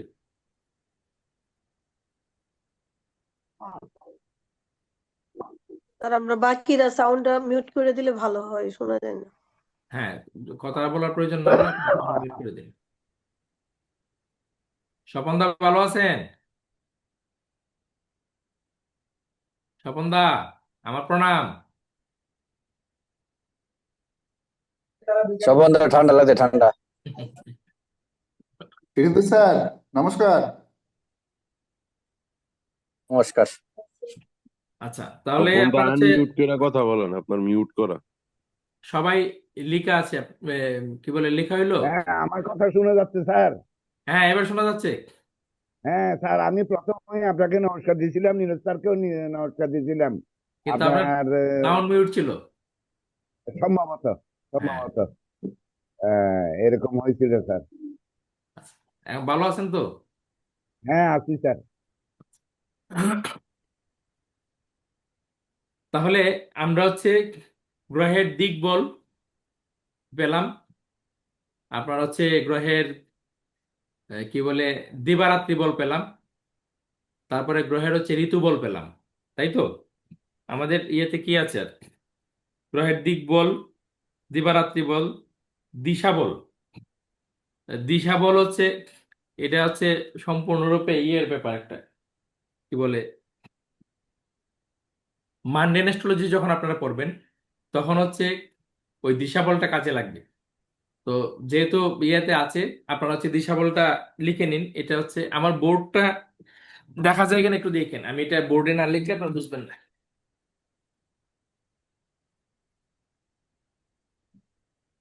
আপনারা আমি যেভাবে আঁকছি সেইভাবে একটু এঁকে নিন।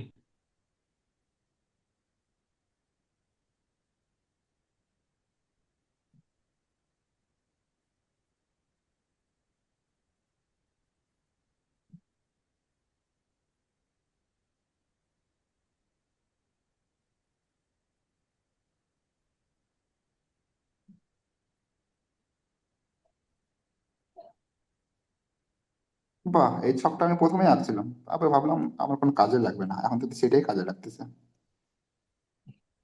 সবই কাজে লাগবে।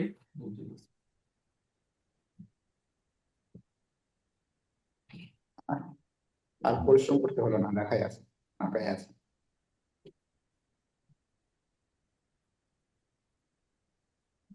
এটা হচ্ছে এটার কেন্দ্রস্থান। যদি কেন্দ্রটাকে মুছে দিই, কেন্দ্রটাকে মুছে দিলাম কারণ আমি নক্ষত্র বসাবো এখানে।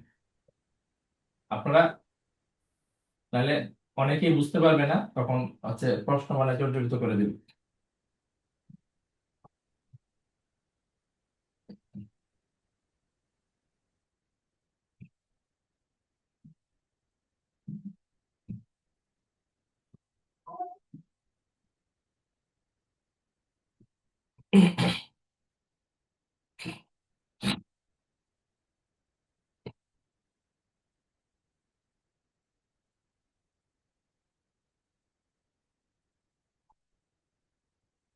সবাই আঁকা হইলো? জি স্যার। স্যার আঁকা হয়েছে। আঁকা হয়েছে। এবার এখানে হচ্ছে উত্তর, আর বরাবর এটা হচ্ছে নিচেরটা দক্ষিণ।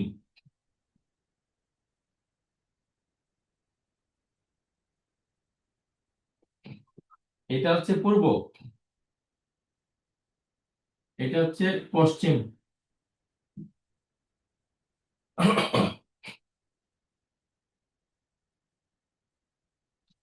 এটা হচ্ছে ঈশান,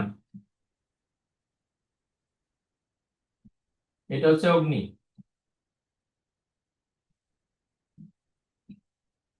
এটা হচ্ছে নৈঋত, আর এটা হচ্ছে বায়ু।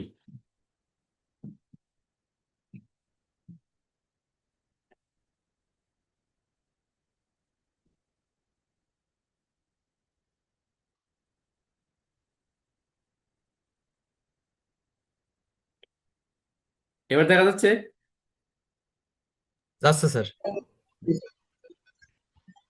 তাহলে উত্তরে হচ্ছে বুধ, দক্ষিণে হচ্ছে মঙ্গল,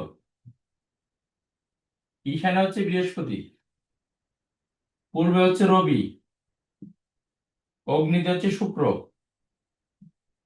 নৈঋত্যে হচ্ছে রাহু কেতু, পশ্চিমে শনি, আর বায়ুতে হচ্ছে চন্দ্র। এই গ্রহের অবস্থানগুলো লিখে নিন।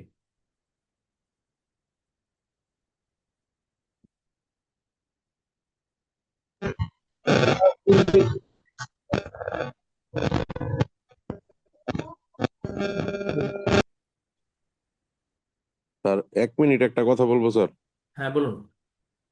স্যার ওই আমার বাড়িতে যে আপনি যেটা বললেন যে পশ্চিম দিকে বের হওয়াটা আসলে আমার ঢোকার রাস্তাটা ভালো না। এখন এই ক্ষেত্রে মানব জীবনে কি কি রকম প্রভাব পড়তে পারে? যেমন ধরেন স্যার, আমার এই বাড়িতে লাইফে উন্নতি বলতে আমার ব্যবসাটা ভালো হয়, কিন্তু পড়াশোনার দিক থেকে আমি এখানে কোনো মনোযোগ দিতে পারি না। এই ধরনের কোনো সমস্যা কি আসতে পারে এই বাড়িতে থাকার কারণে? হ্যাঁ, পশ্চিম দিকে তো সরস্বতীর বাস।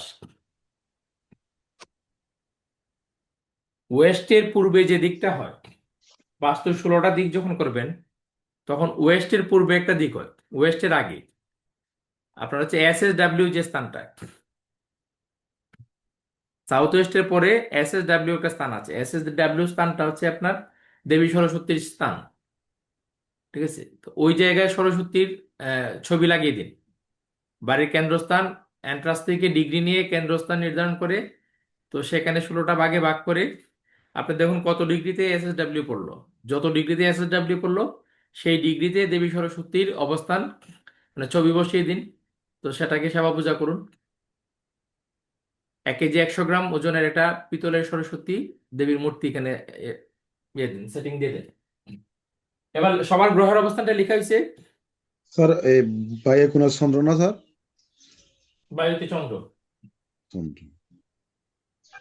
এবার এখানে শিমুল পাল, আপনার তো সাউন্ডের সমস্যা। দেখা যাচ্ছে না। আচ্ছা, আমি রিপিট করছি, আপনার কথা বোঝাচ্ছেন, আমি রিপিট করছি। স্যার আর উত্তরে বুধ, ঈশানে বৃহস্পতি, পূর্বে রবি, অগ্নিতে শুক্র, মানে দক্ষিণে মঙ্গল, নৈঋত্যে রাহু কেতু, পশ্চিমে শনি, আর বায়ুতে চন্দ্র। এবার নক্ষত্রের অবস্থান লিখুন। বৃহস্পতি যেখানে আছে ঈশান কোণ, যেটা এখানে আছে 1 নম্বর এবং 2 নম্বর নক্ষত্র, আর কেন্দ্রস্থান হচ্ছে 3, 4, 5।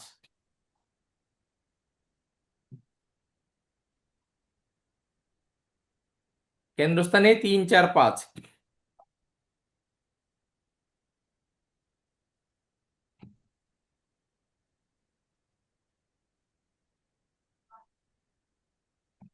পূর্বে হচ্ছে 6, 7, 8। নীরু স্যার একটু দেখেন নক্ষত্রের অবস্থান, যদি কোনো ভুল টুল করে আপনি একটু বলে দিন।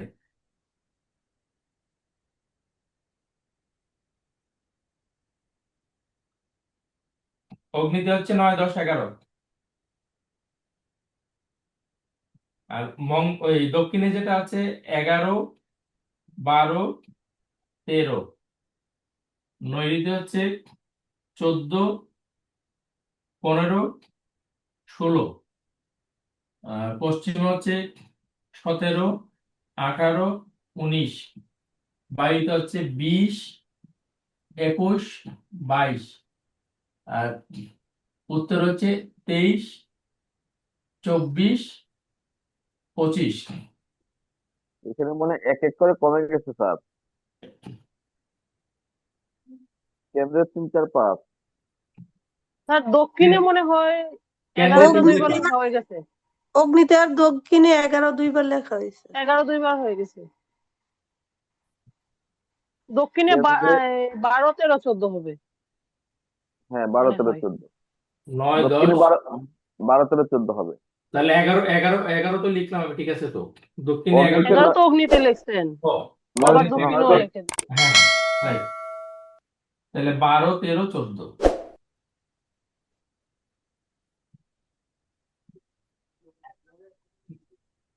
আর এখানে হচ্ছে 15, 16, 17। 15, 16, 17। 16, 17, এখানে হচ্ছে 18, 19, 20। 20। 18, 19, 20, 21, 22, 23। 24, 25, 26। আর ওইখানে এবার 27 হবে ঈশানে।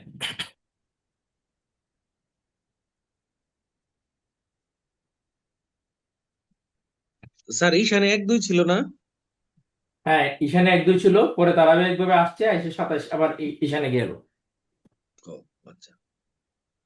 প্রথমে 27 লিখে দিতে পারতাম, প্রথমে তো 27 লিখে 27, দিলে 1, 2। কেন 27-এর পরে 1, 2। 27 প্রথমে লিখলাম তো সেটা বুঝতে অসুবিধা হইতো। ঠিক আছে। ঈশান কর্নারে 1, 2 নক্ষত্র দিয়ে শুরু হলো, শুরু হয়ে সেটা আপনার কেন্দ্রে চলে গেল 3, 4, 5। তারপরে পূর্ব দিক থেকে ধারাবাহিকভাবে নক্ষত্রের অবস্থান বসিয়ে আপনার উত্তরে যে 26-এ সমাপ্ত হলো, তারপরে 27 চলে গেল আবার ঈশানে। আর এটা কি দিশা বলের চার্ট? হ্যাঁ বলুন। এটা কি দিশা বলের চার্ট নাকি? হ্যাঁ, এটা দিশা বল।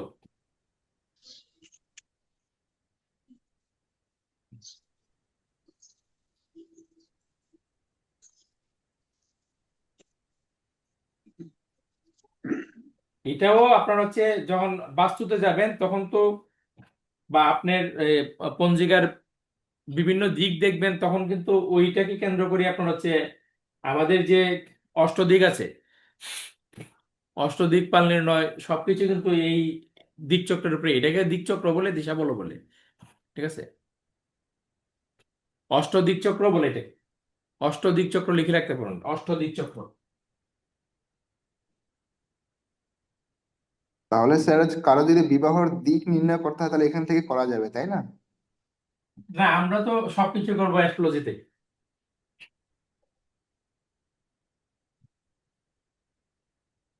মানে হরোস্কোপ থেকে সব করব, যখন মান্ডেন বিচার করব।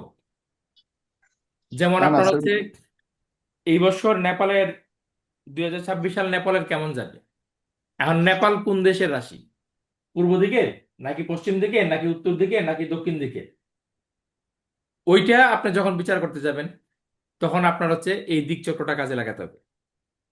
কোনো কেউ যদি কোনো জাতক এসে যদি বলে যে আমার শ্বশুর বাড়ি কোন দিকে হবে, তাহলে এখান থেকে বলা যাবে না যে চন্দ্র যদি ওনার সপ্তমপন্থী হয়ে থাকে তাহলে বায়ু কোণে ওনার এই দিকে বিয়ে হবে, কারণ আপনি সপ্তমপন্থী তো বুধ থাকলে জন্মছক দেখে ইজিলি বুঝতে পারবেন। আপনি যে জন্মছকটা লিখলেন গ্রহের আপনার দিক বলের ক্ষেত্রে, যেমন মেষ লগ্ন আমরা ধরলাম, তাহলে মেষ লগ্ন পূর্ব দিক হলো, আর পশ্চিম দিক হলো আপনার তুলা রাশি, যেখানে শনি বসে আছে।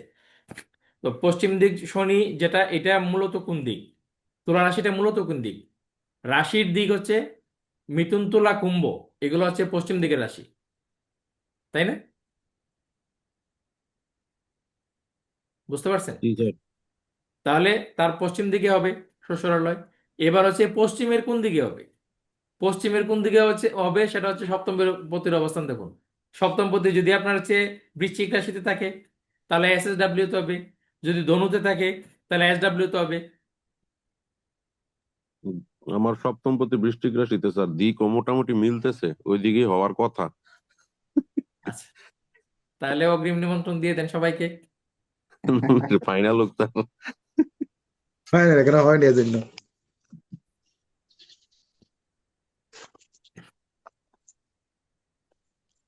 তার মানে সপ্তমপতি যে রাশিতে বসে থাকবে সেই রাশির যে দিক, সেই রাশি সেই জায়গায় বিবাহ হতে পারে, তাই তো? এটাই। হ্যাঁ, হতে পারে, এবং সেই ক্ষেত্রে আপনার সপ্তম ভাবের যে অধিপতি, সে ভাবটাও আপনার বলে দিতে হবে, শুধু একই জায়গায় আটকে থাকলে হবে না।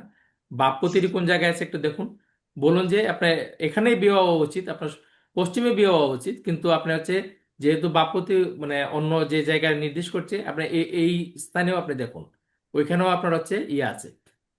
কিন্তু আপনার হচ্ছে একটা বিষয় মজার ব্যাপার হচ্ছে, ধরেন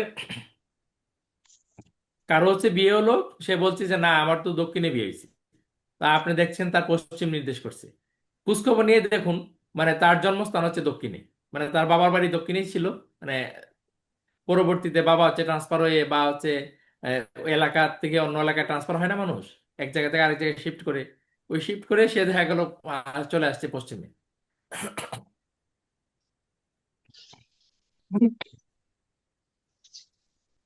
আবার অনেকে আছে, ধরেন কারো ধরেন খুলনায় জন্ম হলো, সে মানে ঢাকা সেটেল হয়ে আছে, ঠিক আছে, তার কিন্তু জন্ম হয়েছিল তার 25 বছর আগে, যখন তার জন্ম হয়েছে তখন খুলনা হয়েছে। তো এবার সে বলছে যে না আমার সাথে তো মিলছে না, আমি তো ঢাকায় আছি, ঢাকা তো এই জায়গায় পড়ছে, আর ইয়ে তো জন্ম আমার শ্বশুর বাড়ি এই জায়গায়। কিন্তু মূলত তো দেখতে হবে তার কোন জায়গায় জন্ম হয়েছে, এটা দেখতে হবে। স্যার সপ্তমে দেখুন বৃষভ রাশি আছে, আর সপ্তমপতি গিয়ে বসে আছে মকর রাশিতে, বলতে পারবেন এটা এখন কোন দিকে বিবাহ হতে পারে? সপ্তমে বিষব রাশি নির্দেশ করছে আপনার আপনার হচ্ছে NNE, মানে উত্তর উত্তর দিক। না, বিষব রাশি হচ্ছে দক্ষিণ দিক নির্দেশ করছে। দক্ষিণ পশ্চিম দিক, দক্ষিণ পূর্ব হ্যাঁ, দিক। দক্ষিণ দক্ষিণ পূর্ব পূর্ব দিক দিক। নির্দেশ করছে। আর হুম, হচ্ছে আপনার মকর রাশি, মকর মকর রাশিতে হচ্ছে বসে দক্ষিণ আছে। দিক নির্দেশ করছে। তাহলে দক্ষিণের যে এরিয়া, এই এরিয়াতেই তার বিয়ে হওয়া উচিত। হ্যাঁ মিলতেছে, কিছুটা মিলতেছে। মিলবে, অ্যাস্ট্রোলজি আমাদেরকে যা বলে, আপনি যদি বিচার বিশ্লেষণ সঠিক করতে পারেন তাহলে দেখবেন আপনি 10টা কথা বলছেন, আপনার ক্লায়েন্ট বলছে না সব আপনি যা বলছেন সবই সঠিক। তবে তার মানে বলুন, যা তার মানে আপনি নিজে বুঝুন ভালো উপলব্ধি করুন সেটা বলবেন, মানে তার মানে অতিরিক্ত কথা বিবাহের বলা দিক দরকার নেই। সপ্তমপতি, এবং সপ্তমপতি কোন রাশিতে বসে আছে সে দুটোর উপর দিক নির্ণয় হয়, হ্যাঁ, তাই তো? দুটোর উপরে বিষয় দিক নির্ণয় হয়। ঠিক আছে। স্যার এই যে এই যে আমরা এই নক্ষত্রের সংখ্যাটা বসালাম, এটা কোন ক্ষেত্রে লাগবে স্যার? এই এটা অন্যান্য মানদণ্ডের ক্ষেত্রে লাগবে। এখন আচ্ছা, শুধু মানদণ্ড। জেনে রাখুন। আচ্ছা আচ্ছা।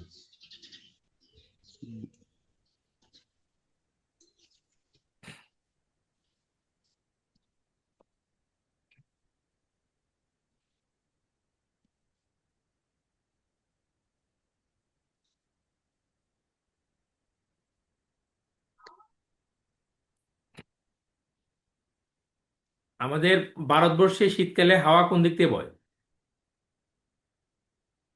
উত্তর দিক দিয়ে। জানি না। উত্তরে উত্তরে উত্তরে। উত্তরে কোন কোন নক্ষত্র আছে? 24, 25, 26, তাই না? হ্যাঁ হ্যাঁ তাহলে এই শীতকাল যখন চলবে, যাদের শতবিশা নক্ষত্রে জন্ম, যাদের পূর্ব ভাদ্রপদ নক্ষত্রে জন্ম এবং যাদের উত্তর ভাদ্রপদ নক্ষত্রে জন্ম, তাদের ঠান্ডার সমস্যা হবে কি হবে না সেটা বলুন। হবে হবে এটা হচ্ছে মেডিকেল অ্যাস্ট্রোলজি। এই যে রত্নবাবুদা, আপনার প্রশ্ন পাইছেন, উত্তর পাইছেন, কখন কখন এটা কাজে লাগবে। আপনি হ্যাঁ যখন স্যার। তখন কাজে লাগাইতে পারবেন, তখন হ্যাঁ তখন হ্যাঁ। কাজে লাগবে। সব যখন মাথায় থাকবে, তখন আপনার হচ্ছে অগ্রহায়ণ মাসে বা কার্তিক মাসে যখন আসলো, এই পার্থসারথী দিয়ে আপনার কাছে গেল, এবার হচ্ছে গোবিন্দের ভোগ রাগ করার পরে আপনি বলে দিলেন যে পার্থবাবু আগামী 3 মাস আপনি সাবধানে দেখেন। কারণ উনি তো বলে দিল, বা আপনার জন্মছক দেখলে দেখলেন যে তার হচ্ছে শতবিশা নক্ষত্রে জন্ম, বলে দিবেন যে আগামী 3 মাস সাবধানে দেখেন, আপনার ঠান্ডা জনিত সমস্যা বড় রকমের প্রবলেম নিয়ে আসতে পারে আপনার। তো সেক্ষেত্রে এইটাও দেখবেন, যদি এই 70-এর উপরে হয় তাহলে কিন্তু এটা অত্যন্ত, মানে আপনার কথা ফলদায়ী হয়ে যাবে। ঠিক আছে, তারপরেই তো বলবে যে প্রভু একটা হুম। বড় ইয়ে কি ভোগরাগের আয়োজন করুন, রাজভোগ দেবো আমি গোবিন্দের নামে, আমি তো বড় বিপদে পাইছে আছি। কারণ আমার আচ্ছা। হচ্ছে একবারে নিউমোনিয়া হয়ে গেছিল, হাসপাতালে ছিলাম। স্থান, কাল, পাত্র, এই 3টে জিনিস আপনি মনে রাখতে হবে। ধরেন চতুর্থ এবং সপ্তম পতির দশা এবং অন্তর্দশায় বিবাহ হয়। চতুর্থপতির দশা, চতুর্থপতির অন্তর্দশায়, সপ্তমপতির দশা, সপ্তমপতির অন্তর্দশায়। এখন যে জন্মছক আসলো তার বয়স হচ্ছে 7 বছর। এবার কি বলবেন, আপনার বিয়ে হবে? আর আরেকটা হচ্ছে এগুলোর মধ্যে না হইলে রাহুর দশায়। হ্যাঁ, রাহুর দশা ওটা বলতে হবে না। আপনার যেদিন বিয়ে হয়েছে দেখুন, সেদিন আপনার হচ্ছে হয় দশায়, না হয় অন্তর্দশায়, না হয় প্রত্যন্ত দশায়, না হয় প্রাণদশায়, না হয় সূক্ষ্ম দশায়, অথবা গোচরে, অথবা যখন আপনার হচ্ছে বিবাহ লগ্ন হয়েছে, সপ্তপদী যখন নিছেন, তখনকার লগ্ন টাইমে লগ্ন সাপেক্ষে রাহুর অবস্থান সপ্তমে ছিল। এই রাহুকে আপনি বাদ দিতে পারবেন না। যাদের বিবাহ হয়েছে ওই বিবাহর তারিখ নিয়ে গবেষণা করুন, দেখুন রাহুর অবস্থান আপনার বাদ দিতে পারবেন না। কোনো না কোনো ভাবে রাহু আপনার হচ্ছে এই ইয়ে ছিল, সপ্তমের সাথে কানেক্টেড ছিল। তাহলে চতুর্থপতি এবং সপ্তমপতি দশান্ত দশায় ব্যক্তির বিবাহ হয়। এখন ব্যক্তির যদি 7 বছর বয়স হয়, আপনি যদি বলে দিলেন যে আপনার বিবাহ হবে, এটা হবে, এই প্রেডিকশন না। কখনো মিলবে? স্যার মিলবে না। চতুর্থপতি চতুর্থপতি দশা কি একসঙ্গে হতে হবে? না না, হয় চতুর্থপতি দশা হবে বিবাহ, না হয় সপ্তমপতি দশা হবে। এখন ধরেন ওই যে বললাম 7 বছর, কারো ধরেন 7 বছর বয়সে চতুর্থপতি দশা চলে গেল, তাহলে তার পরবর্তী বিবাহটা কখন হবে? সপ্তমপতি দশায়। আমরা তো সপ্তমপতি দশা। মহাদশাকে প্রাধান্য দেবো, দশান্তর্দশার বিচারে মহাদশা কখনো এককভাবে ফল দিতে পারে না। দশা অন্তর্দশা সহযোগিতা নিয়ে ফল দেয়। মহাদশায় হচ্ছে গ্রহটি মূল পরিচালক, অন্তর্দশায় হচ্ছে অন্তর্দশায় যে গ্রহটি হয় সেই গ্রহটি যে ভাবে থাকে সে ভাবের ফল দেয়। আর প্রত্যন্ত দশায় যে গ্রহটি যে ভাবে থাকে সে ভাবে সপ্তম ভাবের ফল দেয়। ঠিক আছে, চালাক মানুষ হলে লিখে নিন। আর না না, আপনাদের আপনি হচ্ছে বলুন, আপনি ধীরে ধীরে বলুন স্যার, লিখবো। প্রাণদশায় হচ্ছে শুক্র দশায় হচ্ছে দশম ভাবের ফল দেয়। আর আহ, কি বলে, শুক্র দশায় হচ্ছে আহ, যেভাবে অবস্থান করে সেভাবে ফল দেয়। মহাদশায় মুখ্য পরিচালক, মহাদশার যে গ্রহটির মহাদশা চলবে সেটা হচ্ছে মুখ্য পরিচালক। সম্পূর্ণ পুরো জীবনটাই পরিচালনা করবে, তাই তো স্যার? হ্যাঁ হ্যাঁ। আর অন্তর্দশায় হচ্ছে যে ভাবে আছে সে ভাবের ফল দেবে। ধরুন সপ্তম ভাবে আছে, সপ্তমের ফল দেবে সে। অন্তর্দশা, একটু একটু আস্তে আস্তে বলুন স্যার। অন্তর্দশা,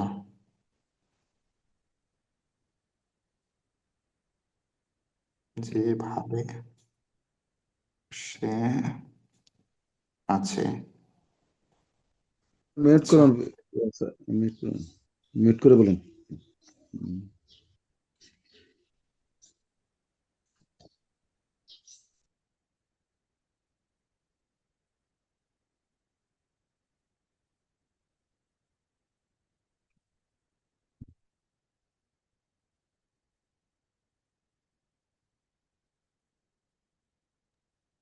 প্রত্যন্ত দশায় গ্রহটি যেভাবে আছে সেইভাবে সপ্তম ভাবের ফল দেবে প্রত্যন্ত দশায়। সেই ভাব থেকে সপ্তম ঘরের ভাবের ফল দেবে।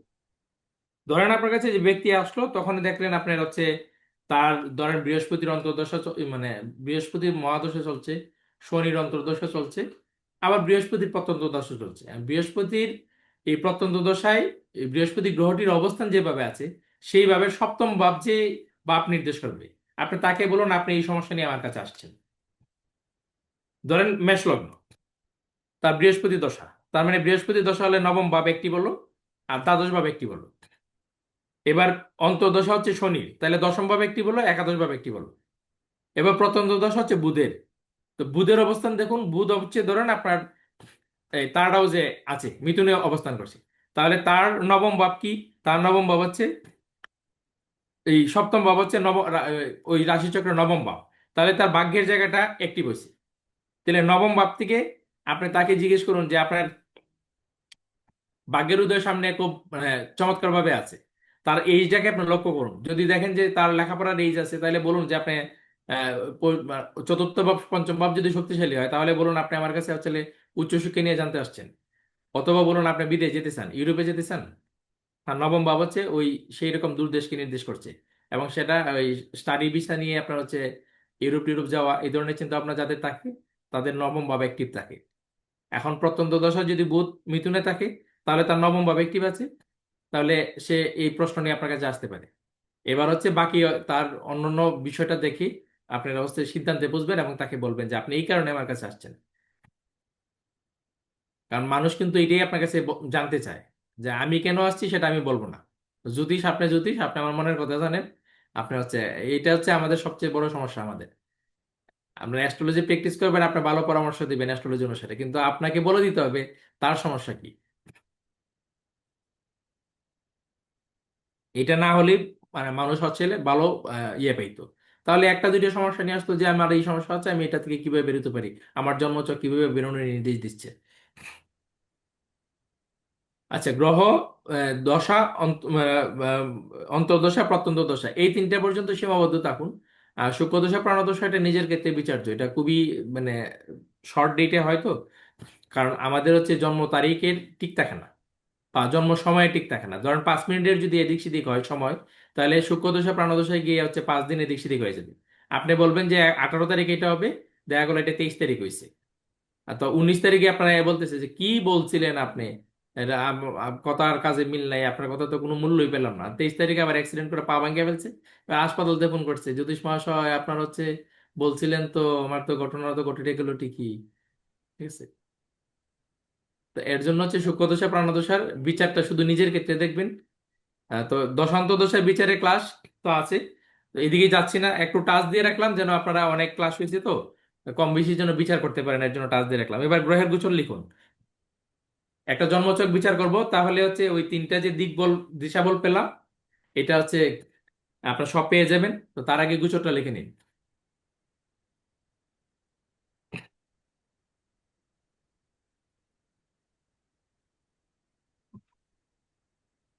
স্যার চতুর্থপতি আর সপ্তমপতির কি স্যার সূক্ষ্ম দশাতেও বিয়ে হইতে পারে? না, দশা অন্তর্দশা চতুর্থপতি এবং সপ্তমপতি থাকলে প্রত্যন্ত দশা হতে পারে না নাকি বিবাহ?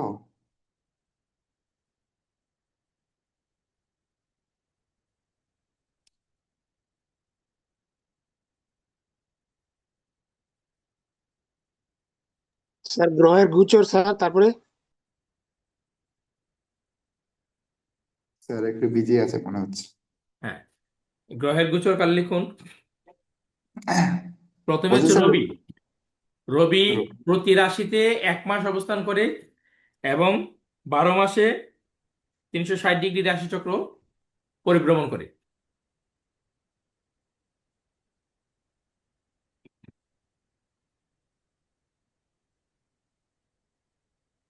রবির গোচর কাল অনুসারে আপনার হচ্ছে এটা আপনার সাইড দিয়ে লিখুন। রবির গোচর কাল কাল অনুসারে আপনার হচ্ছে 12টা রাশিতে যেহেতু রবি গোচর করে, তা আমাদের বাংলা 12টা মাসকে নির্দেশ করে। ঠিক আছে, তো আপনার রবির অবস্থান দেখে আমরা বলতে পারি যে ব্যক্তির কোন মাসে জন্ম, বাংলায় কোন মাসে জন্ম। ধরেন একজন লোক বলছে যে আমার হচ্ছে 11 জানুয়ারি জন্ম, 11 জানুয়ারি জন্ম, সে বাংলা জানে না। তা আমরা দেখবো রবি ওই তারিখে, আমরা যে জন্মছকটা বের করলাম ওই তারিখে রবির অবস্থানটা কোন রাশিতে আছে। তো রবির অবস্থান যে রাশিতে আছে সেটা হচ্ছে বাংলা মাস, আর রবির ডিগ্রি যেটা আছে সেটা হচ্ছে বাংলা তারিখ। রবি যদি 18 ডিগ্রিতে থাকে তাহলে 18 তারিখ, রবি 19 ডিগ্রিতে থাকলে 19 তারিখ। কেন? রবি হচ্ছে একটি রাশিতে মানে 30 দিন অবস্থান করে, তাহলে 30 দিন 1 মাস, প্রতিদিন 1 ডিগ্রি করে সে অতিক্রম করে, তার মানে 1 ডিগ্রি সমান হচ্ছে 1 দিন, রবির 1 ডিগ্রি সমান হচ্ছে 1 দিন। 360 ডিগ্রি অবস্থান করে মানে পরিভ্রমণ করে 1 বছরে, তাহলে রবির গোচর কাল লেখা হলো। স্যার 1 বছরে কতদিন থাকে বললেন রবি একটি রাশিতে? 1 বছরে কতদিন? 360 দিন। আমাদের রাশি চক্র 360 ডিগ্রি। ঠিক আছে স্যার। স্যার নোট এখন দিলাম স্যার, কি করতে বলেন স্যার লেখার জন্য? প্রতিটি রাশিতে 30 দিন থাকবে, এটাই নোট রাখতে হবে। হ্যাঁ, এটা নোট রাখলে আপনার হচ্ছে ওই মাসটা বলে দিতে পারবেন আর কি। মানে সে বাংলা ইংরেজি সাল বলছে, ইংরেজি তারিখ বলছে, আপনার হচ্ছে রবির ডিগ্রি দেখে বলে দিলেন যে আপনার হচ্ছে ভাদ্র মাসের 19 তারিখে জন্ম। কিছু তো মানে ওই যেটা বললাম না যে আপনার কিছু তো ইয়ে থাকতে হবে, এই এক্সট্রা কিছু আপনাকে তাকে বলতে হবে, না বললে তো আপনার হচ্ছে ইয়ে হবে না। সে তার সমস্যার কথা আপনার কাছে শেয়ার করবে না। আর যতক্ষণ নিজে থেকে শেয়ার না করছে, আর একটা গ্রহের কারকতা 1000 রকমের থাকে, আমি আপনি আসলে কয়টা এই জীবনে জানতে পারবো? আর এত মানে সমুদ্র জ্যোতিষশাস্ত্র, মানে কখনোই আপনি হচ্ছে 50 বছর জ্যোতিষচর্চা করে আপনি বলতে পারবেন না। যদি আপনি প্রকৃত জ্যোতিষ হন তাহলে বলতে পারবেন না যে আপনি জানেন, আপনি কিছু জানেন এটা বলতে পারবেন না।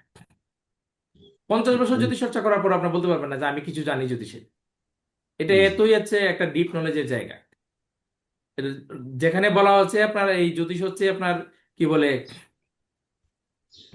বেদের নির্মল চক্ষু, তাহলে বেদ না জেনে আপনার নির্মল চক্ষু মানে আপনার কি করে হবে? আপনার চোখ সেই বেদের চোখ হবে কি করবে? আপনার অন্তর্দৃষ্টি, অতীন্দ্রিয় সত্তা, এগুলো তো সাধন ভোজন সবকিছুর মাধ্যমে জাগ্রত হয়।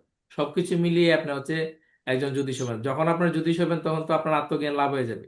এর জন্য মহামনি বৈশিষ্ট্য বলছেন যে জ্যোতিষ চর্চা করলে ধর্ম অর্থ কাম মোক্ষ লাভ হয়।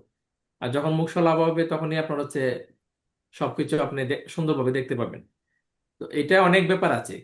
আর যেহেতু আমরা হচ্ছে বাণী দেব, ধরেন আমি বলছি যে যেমন 8টার সময় ক্লাসে আমার যুক্ত হওয়ার কথা, তো স্যারের সাথে কালকে আমার কথা হয়েছে রাত্রে। স্যার বলছে যে আমি তো ক্লাসে যুক্ত হতে পারবো না, বা কালকে ক্লাস সকাল বিকাল আপনাকে চালাতে হবে। আমি বলছি ঠিক আছে স্যার, আমি চালাবো, অসুবিধা নেই। বলছে যথাসময়ে ক্লাসে যোগদান করবে। এখন আমি তো যথাসময়ে যোগদান করতে পারিনি, আমি তো স্যারকে কথা দিচ্ছি যথাসময়ে যোগদান করবো। আমি কিন্তু ঘুম থেকে উঠছি যথাসময়ে, জুম ওপেন করছি যথাসময়ে, কিন্তু আপনাদের সঙ্গে যুক্ত কিন্তু যথাসময় হতে পারেননি। তাহলে এই যে আমি আগের দিন রাত্রে কথা দিলাম আমার গুরুকে, সেই কথা আমি রাখতে পারলাম না। কেন রাখতে পারলাম না? এটার ত্রুটি আছে। কোন জায়গায় ত্রুটি আছে? আমি হচ্ছে কমিটমেন্ট করে হয়তো কোনো না কোনো ভাবে কমিটমেন্টটা যথাযথভাবে পালন করি না, সেই জায়গায় আমার ত্রুটি আছে। তা আমাদের হচ্ছে আমরা যে বাণী দেব ব্যক্তি জীবনে চলার পথে, ব্যক্তি জীবন চলার পথে আমরা যখন বাণী দেব, আমরা যখন কাউকে বলবো যে হ্যাঁ ঠিক আছে তোমার সঙ্গে আমি 4টার সময় কথা কথা বলবো, এবার 4টার সময় কথা না বলে 7টার সময় কথা বলছি, আর অ্যাস্ট্রোলজি প্র্যাকটিসে গিয়ে বলছি যে আপনার হচ্ছে 18 তারিখে এই কাজটা হবে, তো আপনার মিলবে না। কিন্তু আপনাকে কিন্তু ওই প্র্যাকটিস মানে আপনার দৈনন্দিন জীবনে আপনার হচ্ছে অ্যাস্ট্রোলজিকে প্র্যাকটিস করতে হবে। আপনি অ্যাস্ট্রোলজার মানে আপনার অ্যাস্ট্রোলজি এভরিথিং আপনার মানে জীবন হচ্ছে জ্যোতিষময় জীবন করতে হবে। জ্যোতিষময় জীবন করলে তবেই আপনার বাণীর মানে দৃঢ়তা মিলবে। আপনি এই মুহূর্তে বলছেন যে আমি সুদীপ্ত বাবুকে বললাম যে আপনি হচ্ছে এই সকাল 8টায় মানে রাত্র সন্ধ্যা 6টায় যে ক্লাস হবে আপনি হচ্ছে 15 মিনিট আগে যোগদান করুন। উনি বললেন হ্যাঁ ঠিক আছে আমি 15 মিনিট আগে যোগদান করুন। তাহলে দেখা গেল উনি একটা মানে ওই ব্যক্তি জীবনে যদি ওনার এই কমিটমেন্টের চর্চাটা না থাকে, কোনোভাবে যদি ডিলে হয়, কোনোভাবে যদি অলসতা হয়, শনির প্রভাব যদি বেশি হয়, তাহলে দেখা গেল উনি হচ্ছে ওই এর আগে আইসে পৌঁছতে পারতেছেন না। উনি জামে আটকে গেছেন, উনি যে কোনো প্রবলেমে একটা আটকে গেছেন, ইচ্ছাকৃত ভাবে না, অনিচ্ছাকৃত ভাবে মনে হচ্ছে উনি ওই কথাটা রাখতে পারছেন না। আমিও তো আজকে অনিচ্ছাকৃত ভাবেই, আপনার হচ্ছে সাউন্ডের সমস্যা হচ্ছে, এখন আমার হচ্ছে ল্যাপটপের যে টাচ প্যাড এটা কাজ করছে না, পরে হচ্ছে আপনার বের করলাম, ওই মাউস বের করলাম, বের করেও কিছুই হচ্ছে না, এটা আবার রিস্টার্ট দেওয়ার পরে দেখা গেল সবকিছু ওকে হয়ে গেছে, অটোমেটিক ওকে হয়ে গেছে। তো এই যে ব্যাপারটা ঘটালো, এটা হচ্ছে আমার ব্যক্তি জীবনের পানির যে চর্চা, এই জায়গায় কিছু ত্রুটি বিচ্যুতি আছে। তো এইভাবে আমরা যখন প্রত্যেকেই তাদের ব্যক্তিগত যে ত্রুটি বিচ্যুতি আছে এগুলোকে রিকগনাইজ করতে পারবো, তাহলে আমাদের হচ্ছে আমরা সামনে এগিয়ে যেতে পারবো। এবার এখন রবির পরে হচ্ছে চন্দ্র।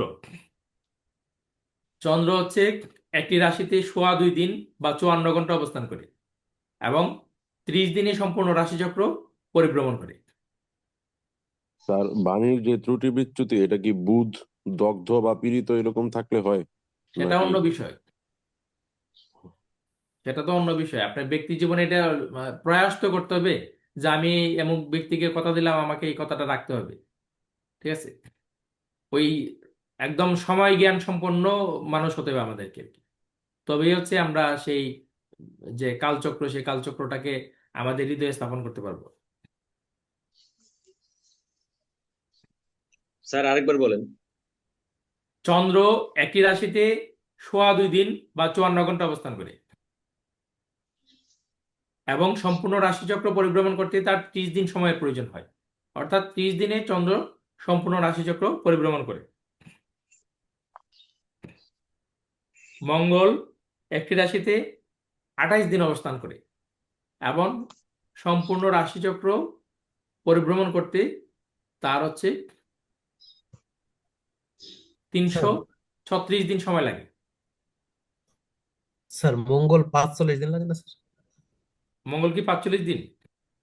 হ্যাঁ, মঙ্গল 45 দিন, সরি, মঙ্গল 45 মঙ্গল দিন। 45 দিন স্যার, মঙ্গল 45 দিন হ্যাঁ, হয়ে যায় না, তাহলে মঙ্গল 45, ঠিক আছে। শুক্র হচ্ছে 28 দিন। হুম। স্যার মঙ্গলটা কতদিন বললেন স্যার? 45 দিন। 47? 45 45 হ্যাঁ। 45।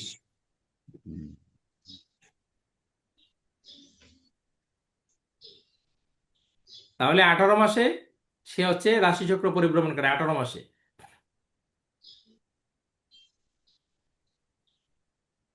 বুধ হচ্ছে 17 দিন অবলিক 18 দিন, মতান্তরে 18 দিন।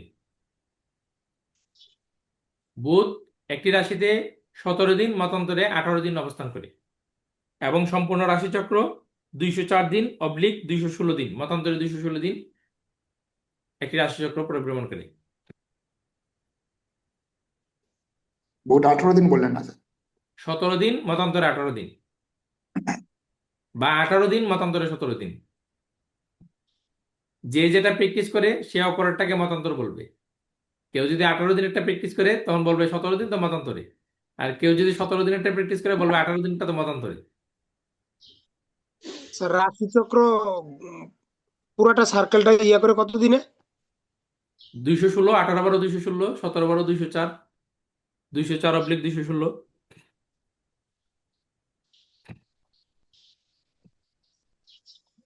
বৃহস্পতি একটি রাশিতে 1 বছর কাল অবস্থান করে। সম্পূর্ণ রাশিচক্র পরিভ্রমণ করতে বৃহস্পতির 12 বছর সময়ের প্রয়োজন হয়। অর্থাৎ বৃহস্পতি রাশিচক্র পরিভ্রমণ করে 12 বছরে একবার। মানে একটি রাশিতে 30 দিন? একটি রাশিতে 1 বছর, 1 বছর। আর সম্পূর্ণ রাশিচক্র পরিভ্রমণ করতে তার 12 বছর লাগে।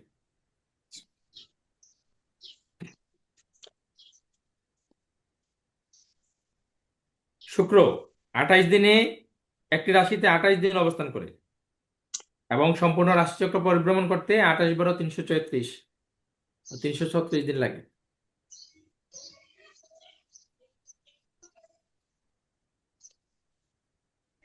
শুক্রটা আরেকবার বলুন স্যার। 28 দিন বললেন একটি রাশি? হ্যাঁ, শুক্র একটি রাশিতে 28 দিন অবস্থান করে আর সম্পূর্ণ রাশিচক্র পরিভ্রমণ করতে তার 334 দিন সময় প্রয়োজন হয়।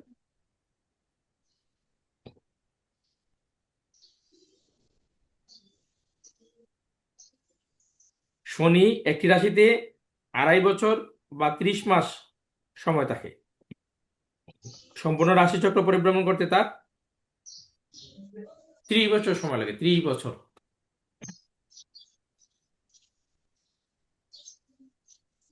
স্যার একটু আবার বলবেন?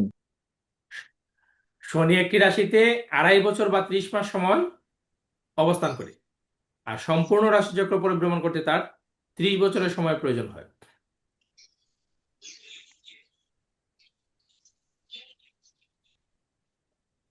হুম, 2.5 বছর একটি রাশিতে। হ্যাঁ। হুম। এবার কুম্ভ রাশির একজন জাতক হলো আপনার কাছে, যে আমার হুম। কর্মভাব নিয়ে হচ্ছে আমি বিচার করতে চাই। ঠিক আছে? তো এখন বর্তমানে শনি কোন রাশিতে অবস্থান করতেছে? বর্তমানে শনি হচ্ছে কুম্ভ রাশিতে। বর্তমানে শনি কুম্ভ রাশিতে আছে নাকি মিনে আছে? না স্যার, সে যায় নাই, যাবে, মিন মানে রাশিতে। পঞ্জিকাতে এখনো কুম্ভতে আছে, আর কুম্ভ সফটওয়্যারে মিনে রাহু আছে। সহ নিয়ে আচ্ছা রাহু সহ নিয়ে আছে। আচ্ছা, ধরেন কুম্ভে আছে ধর না। তো এখন ব্যক্তি যেহেতু আমার কাছে আসছে, সে নিজে আসছে, মানে তার বয়স কিন্তু 30 মানে পার হয়ে গেছে, 30 বছর হয়ে গেল। কিভাবে বুঝলাম এটা? শনির অবস্থান 30 বছরে, যেহেতু শনি রাশিচক্র পরিভ্রমণ করছে, তার কুম্ভ রাশিতে ধরেন, মানে ওই রাশি জন্মকালীন যে চক পেলাম, ওই চকে দেখলাম আপনার কুম্ভ রাশিতে শনির অবস্থান ছিল। তো কুম্ভ রাশিতে শনির অবস্থান ছিল, সে যখন আমার কাছে আসলো তখন গোচরে শনি কুম্ভ রাশিতে অবস্থান করছে, মানে 30 বছর কিন্তু তার পার হয়ে গেছে। এবার একটা 30 গেল না দুইটা 30 গেল, এটা তার চেহারা দেখে আমরা বুঝতে পারবো না? হ্যাঁ হ্যাঁ স্যার, হ্যাঁ ঠিক আছে স্যার।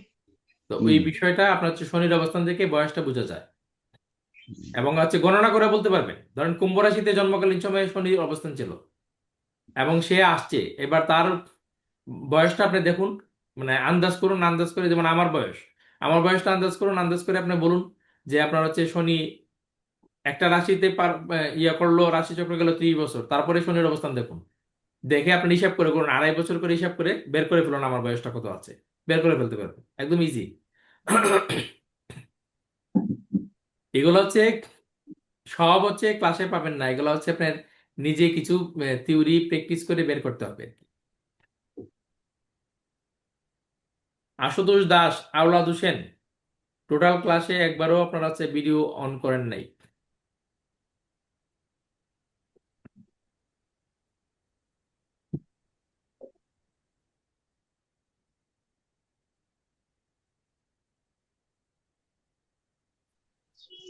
স্যার এই জন্যই তো এই জ্যোতিষ শাস্ত্র হচ্ছে গুরুমুখী বিদ্যা স্যার, এটা এটা জানতে চাই। সুভাষী দেবনাথ, সুভাষী দেবনাথের কোনো কথাই তো আমি কখনো শুনছি, 28তম ক্লাস, আমি কখনো ওনার সাউন্ড শুনছি বলে মনে হয় না। স্যার নমস্কার।